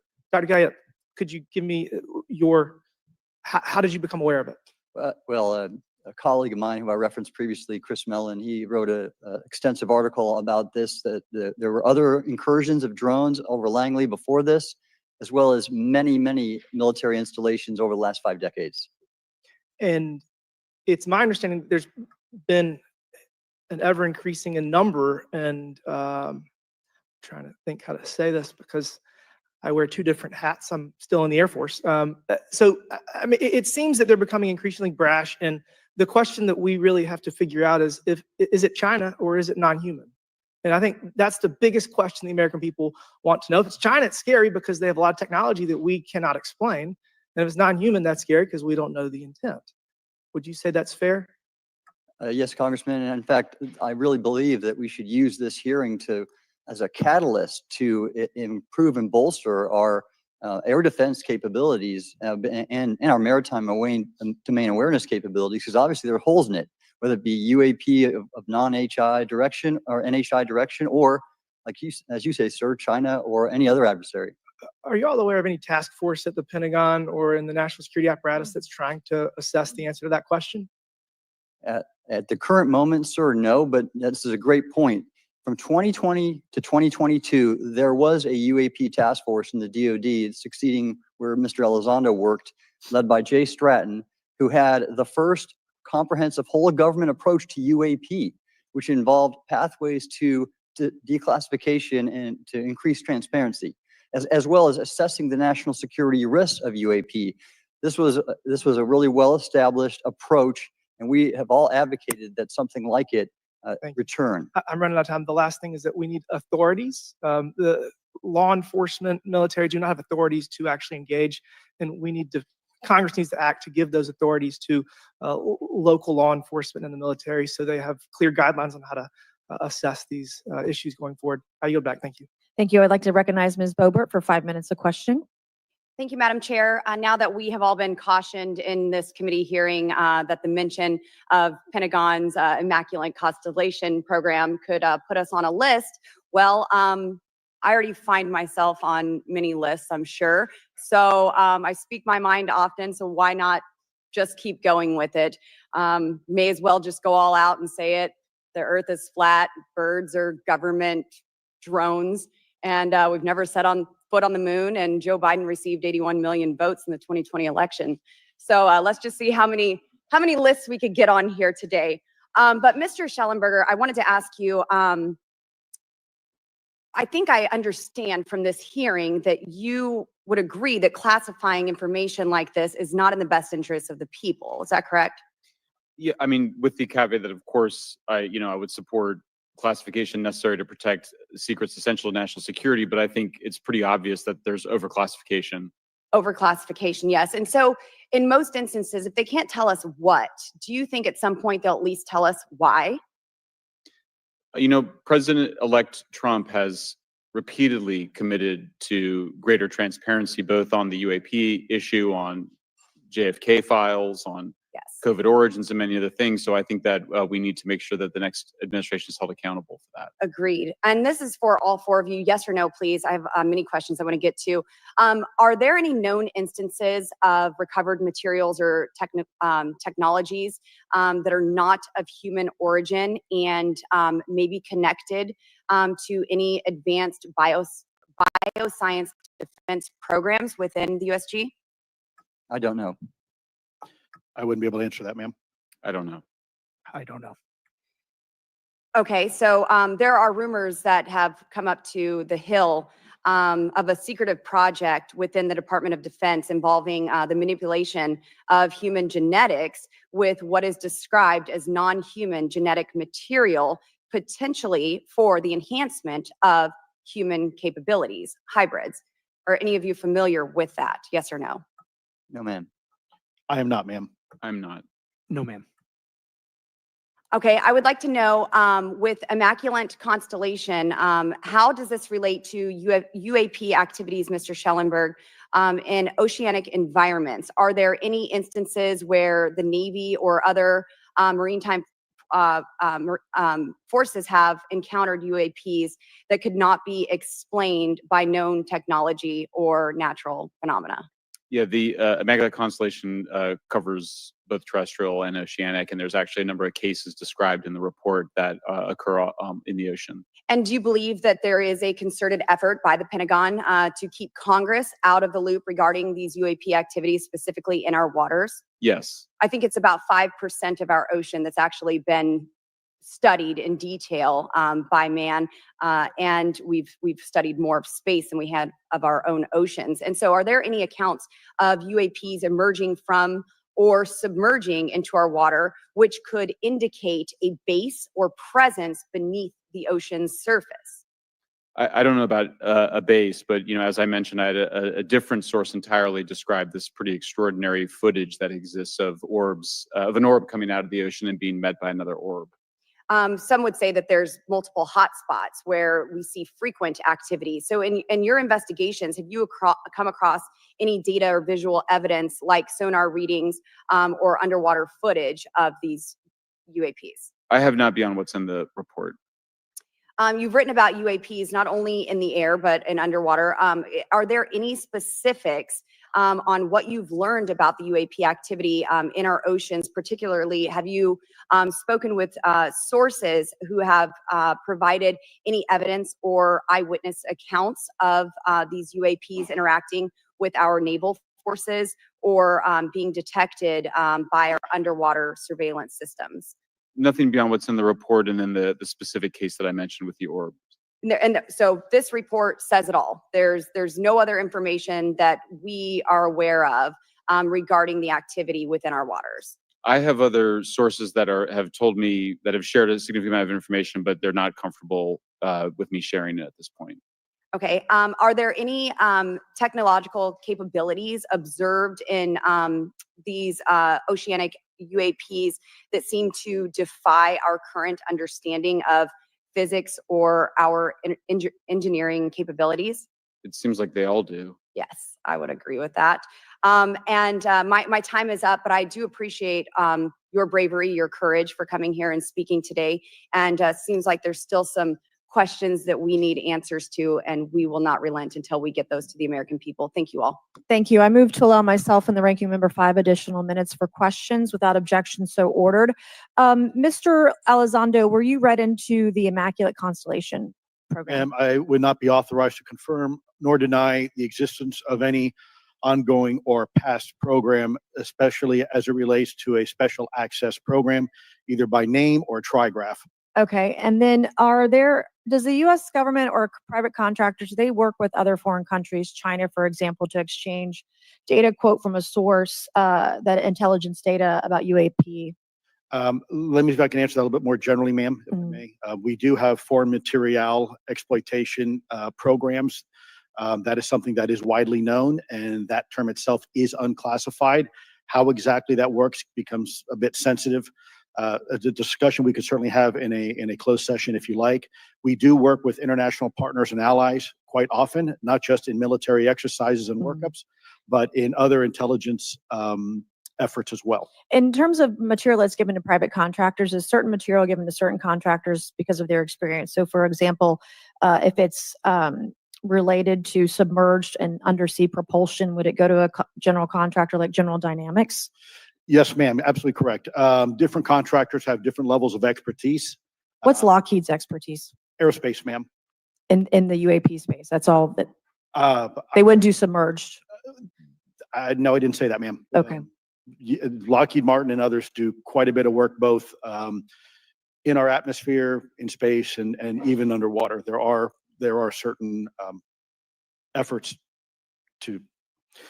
It's a tough question you're asking. You put me on the spot here. I'm looking for the answer. Yes, ma'am. No, they are involved in a lot. I would rather let Lockheed Martin explain the different domains that they are involved with. Probably am not authorized to discuss that, but they are involved in a lot of different areas and domains. Admiral, flight safety risks for our pilots, based on what you've experienced and seen in your career.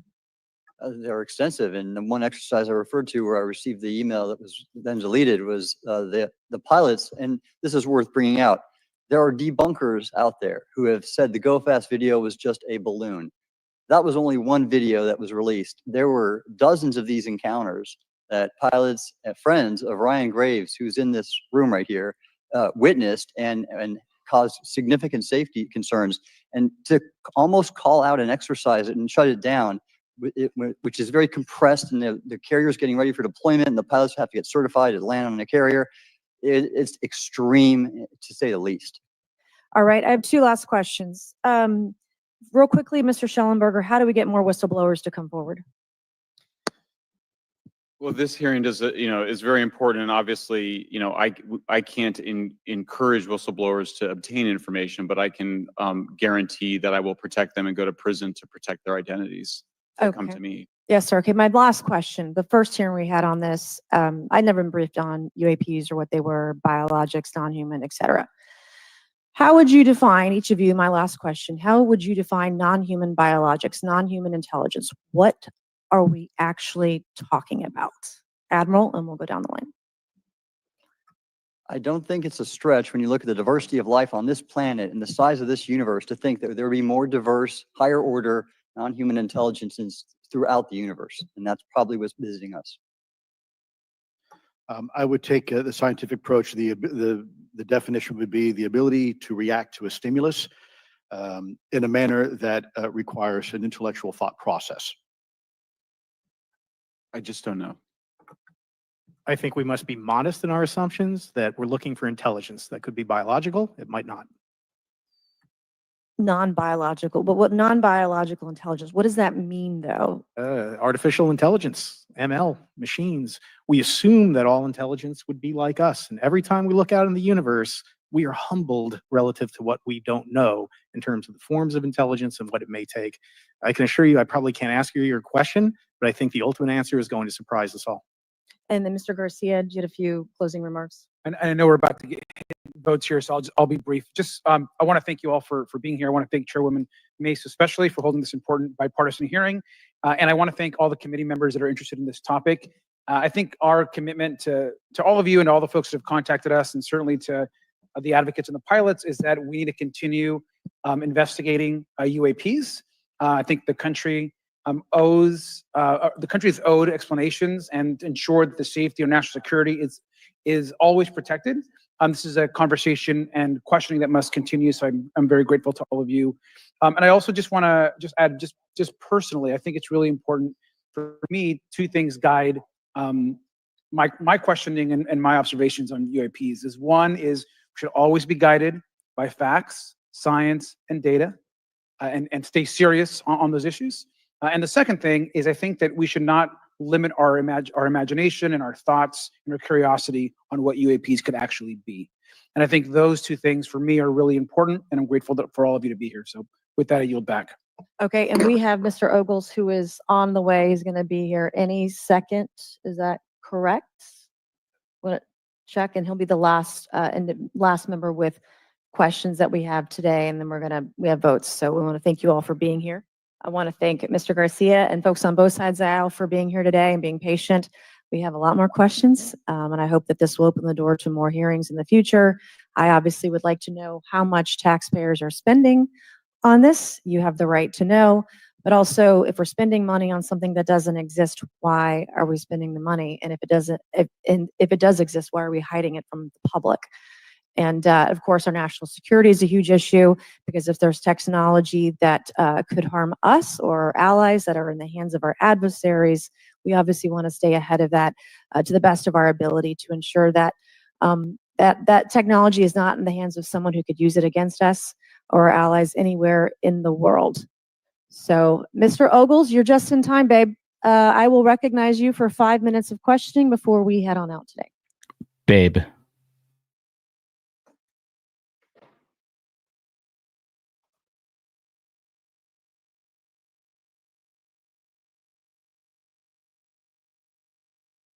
Well, thank you all for being here. And Madam Chairwoman, I out of breath because I sprinted to get here, but this is an important hearing. I think we all know that there's something going on. Mr. Elizondo, based on your knowledge of UAP sightings, do you believe it's fair to say that they are especially common near nuclear sites? Yes, sir. Mr. Congressman, I absolutely am convinced of that, as are my colleagues inside the government. And the reason why I pose that question, and this has been one of my talking points from the beginning, is, Oak Ridge is in Tennessee. The so-called weather balloon that drifted, that we now know was controlled, it passed near Oak Ridge. It obviously is a sensitive site, both of interest to our adversaries and to whatever else this is. Because we know that at military installations, at sensitive locations, such as nuclear facilities, that we're seeing this take place. So the question is what is it? Do you believe they've caused an irregular activity, and why might they be interested in those sites? Sir, in some cases, it's actually regular activity. You'd be surprised. There's actually documentation right now that's been submitted. It's not just Oak Ridge. It's Savannah River site, SRS. It's also Los Alamos. A lot of our sensitive R&D locations appear to be under some sort of surveillance and monitoring. Why? Well, because a lot of innovation comes out of those areas, a lot of new technologies, a lot of, if you will, disruptive technologies that we use for our national defense originates out of those locations, and advanced concepts in physics as well. So if I was doing any type of reconnaissance, even on a foreign adversary, that's a great target to start with. Sure, and again, this has been one of my talking points. I do have questions. What role might the Department of Energy or its subsidiaries or affiliates have in this type of technology, or possessing this type of technology, whether it's ours or others? Mr. Gallaudet, I think your testimony has been pretty clear, but would you please reiterate that do you believe UAPs pose a threat to pilots? Excuse me. Yes, sir. Absolutely. They were threatening Navy pilots during the exercise that I was, my people were involved with in 2015. And it's my understanding they're risking pilot safety, commercial and military today. Well, considering, and I understand that there's a need in some cases to keep certain technologies secret, but you believe that it is posing a threat to our personnel, correct? Yes, sir. So I think it's reasonable to conclude that if there's a threat to our personnel who are serving our country faithfully, that there be oversight. 100%, Congressman. And in fact, that's the one thing that we've not talked about enough during this hearing, is the fact that the government executive branch not sharing with Congress what it knows about UAP infringes on your legislative and oversight responsibilities to such an extent that's very concerning. I mean, what else are we, if you look at national security or intelligence or foreign affairs or appropriations, you all have oversight and legislative responsibility regarding those. This UAP issue may be the greatest issue of our time, and it's being hid from you. Well, I mean, and to your point, I think we've seen over the decades that we have certain adversaries like China, like Russia, that technologically speaking are not as advanced as us, that they lack some of the lethality that we have, and that we've seen that they've gone after our technologies and in some cases succeeded, in particular with missile technology. And so again, my concern whether this technology emanates from us or otherworldly, that we know that we possess it. And where's the accountability? Where are the stopgaps? What are the guarantees that if this were to fall in enemy hands, that it isn't immediately weaponized against us? And I'll say this, it is clear from my experience and what I've seen that there is something out there. The question is it ours? Is it someone else's? Or is it otherworldly? And Madam Chairman, I would posit that as the legislative body, as the regulatory body, we must know. And anyone who prevents us from gaining access to that information, I would consider that criminality.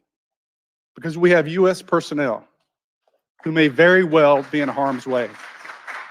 We have technology that ultimately may threaten our very existence. With that, Madam Chairman, I thank you for your indulgence, and I yield back. Thank you, Mr. Ogles. And with that and without objection, all members will have 5 legislative days within which to submit materials and to submit additional written questions for the witnesses, which will be forwarded to the witnesses for their response. If there's no further business without objection, the subcommittee stands adjourned.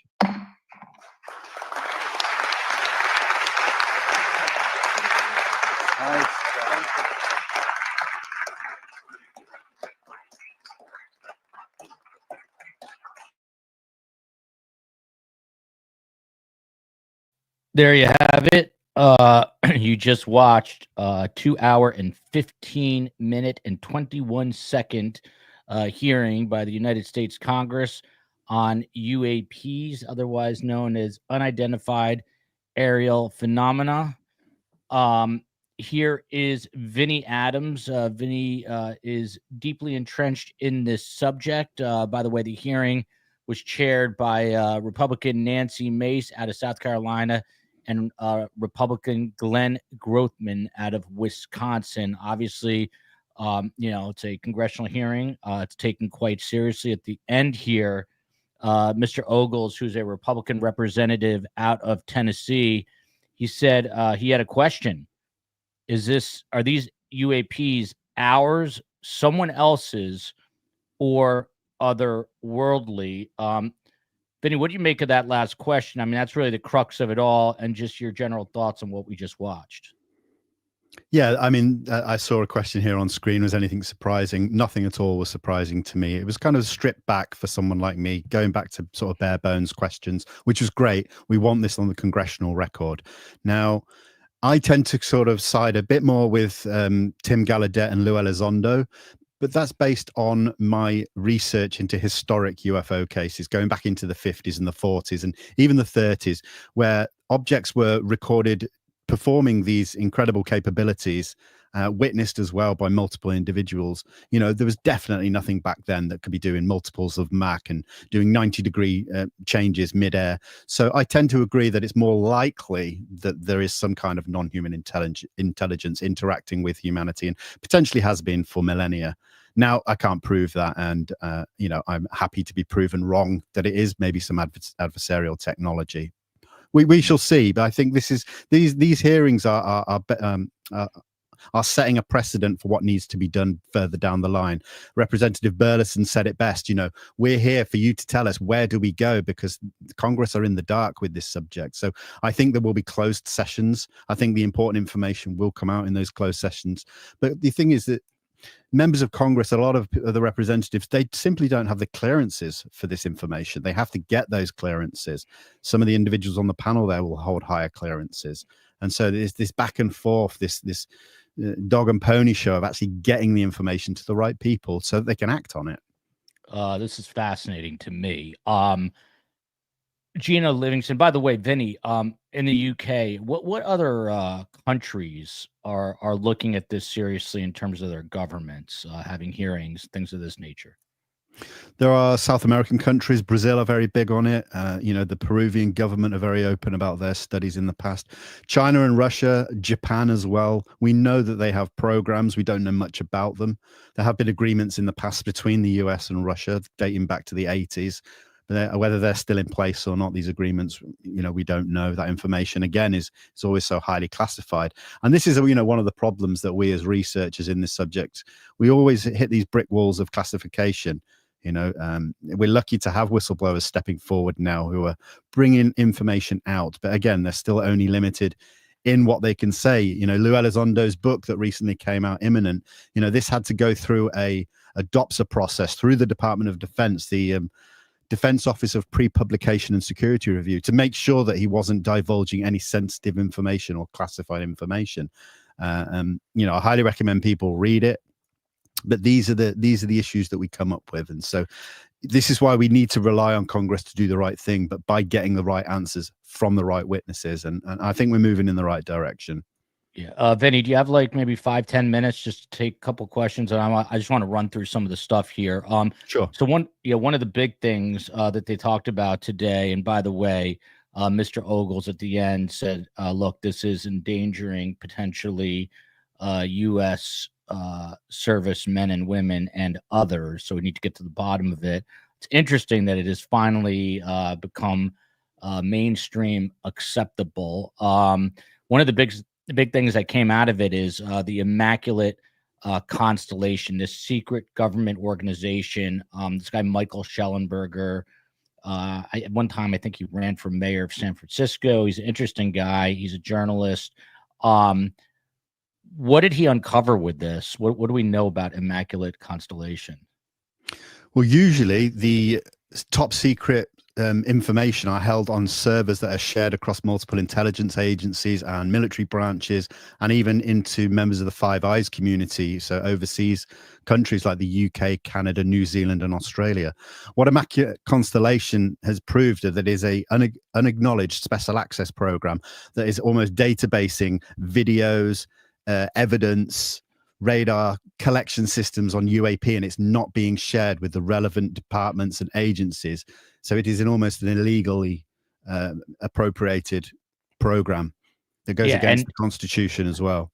And they were saying that they have, the video and or still shots we've seen have been very blurry, but these are said to be incredibly high res shots. At some point, some of the witnesses giving testimony the Rear Admiral talked about this orb. I think he said the size of a sedan that just disappeared into the water with no visible exhaust. It's crazy because these are not crazy people. These are some of the people in the highest levels of government. So it is quite interesting. One of those persons is David Grush, who kind of blew the whistle maybe a year or so ago. What is he up to now? I know he testified at the first congressional hearing. Anytime you blow the whistle on the government, and I've done stories on this as a reporter, you get a lot of backlash. How is he doing? Do we know? Yeah, I think David Grush is doing okay. He has he put some cases into the Inspector General of the intelligence community to look into the kind of backlash that he got from coming forward and the work he'd done working with the UAP task force. And so I think to stop muddying the waters any further, I think what he's doing is waiting for all of those cases to be resolved before maybe pursuing the next step in what he can do to help bring this out.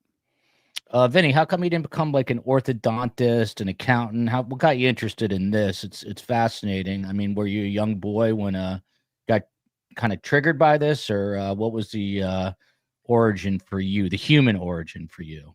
I mean, I suppose it was just a simple thing, like a lot of people. We were blessed in the early 80s with a lot of great science fiction, and it just triggered my mind and sparked it into asking the big questions. And then obviously in my later years, getting into the research, and it never stopped. There you go. So one of the things the Rear Admiral talked about too is multiple. I thought this was interesting. He talked about an urgent safety of flight issue going back to 2015 with multiple near mid-air collisions and something known as the Go Fast video. He says that they know that the UAP are interacting with humanity. I just find all these things fascinating.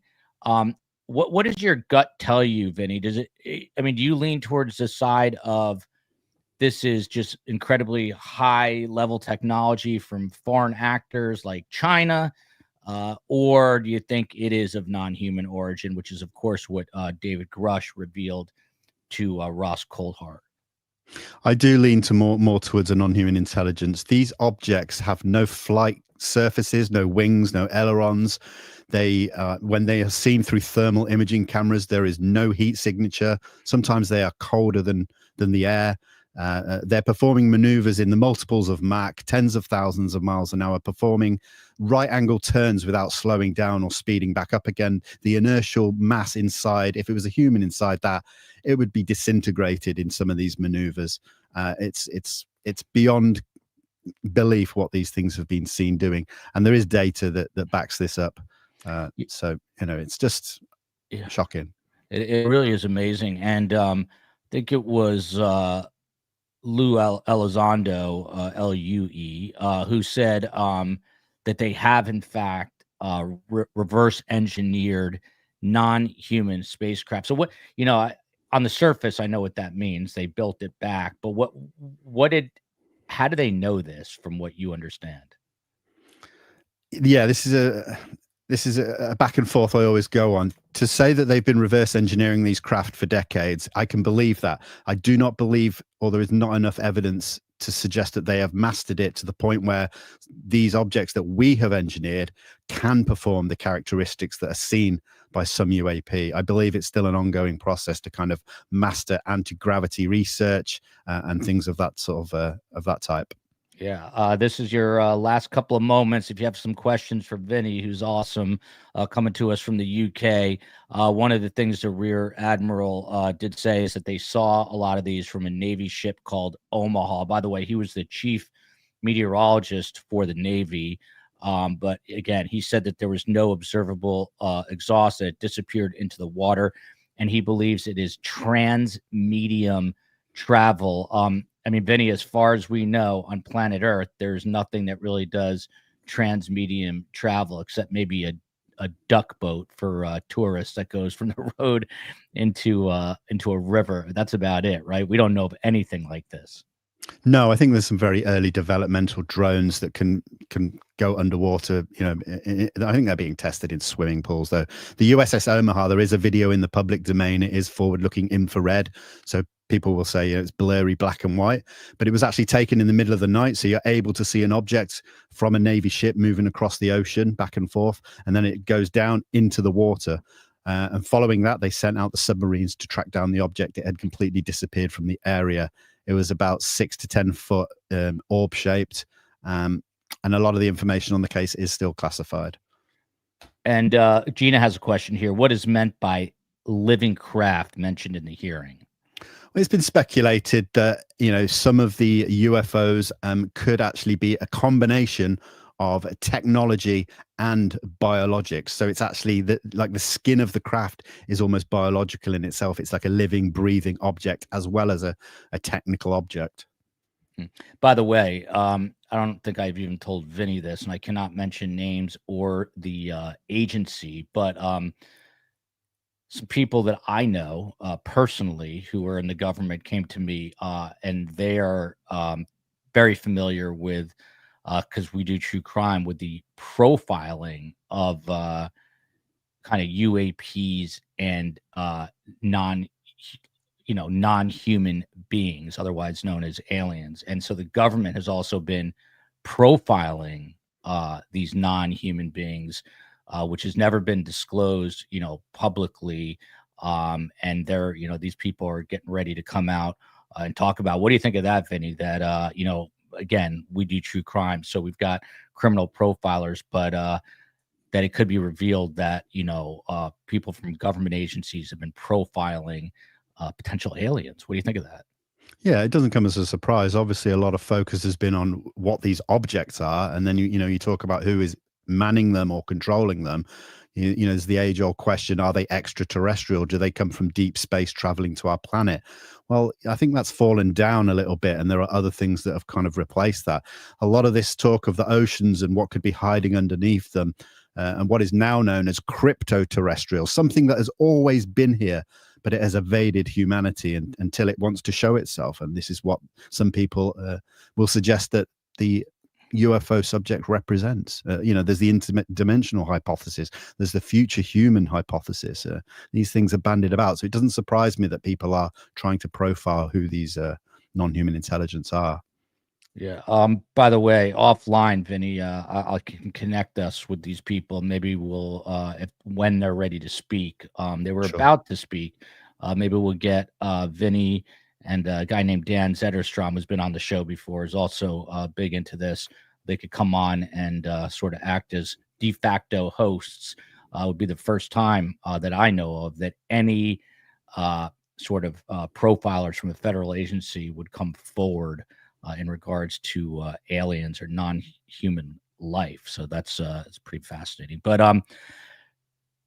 Bob Lazar's story, he of course is famously a person who claims to have seen all this stuff.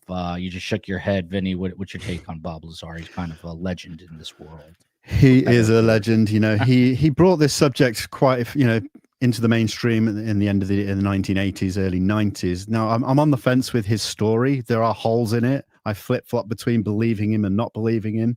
I think ultimately we may never get to the bottom of whether he's telling the truth or the whole truth, unless he is subpoenaed to appear in front of a congressional hearing under oath. I don't think we'll get any further with him. Whether that happens or not, I hope so, but we shall see. Yeah, this is obviously meant to be kind of funny, but on a serious note, the things on Mars that are calling us UAPs, what do you think? I mean, with all these things hovering over the air, do you think, and if they are non-human origin, what do you think they're doing here, Vinny? Are they just curious about how we're going about our lives on planet Earth? There are so many potential possibilities. I mean, so you speak to people who claim to have had experiences with non-human intelligence. They'll say that they are benevolent. They're here to help us. They're here to tell us to stop using nuclear weapons because we may destroy the planet. There are others that claim to have been abducted and had horrible things done to them. We just don't know their intent. They do seem curious about us and what we're doing here on this planet. The ancient record might suggest that they were visiting us in antiquity as well, but it's very hard to prove things that happened so long ago.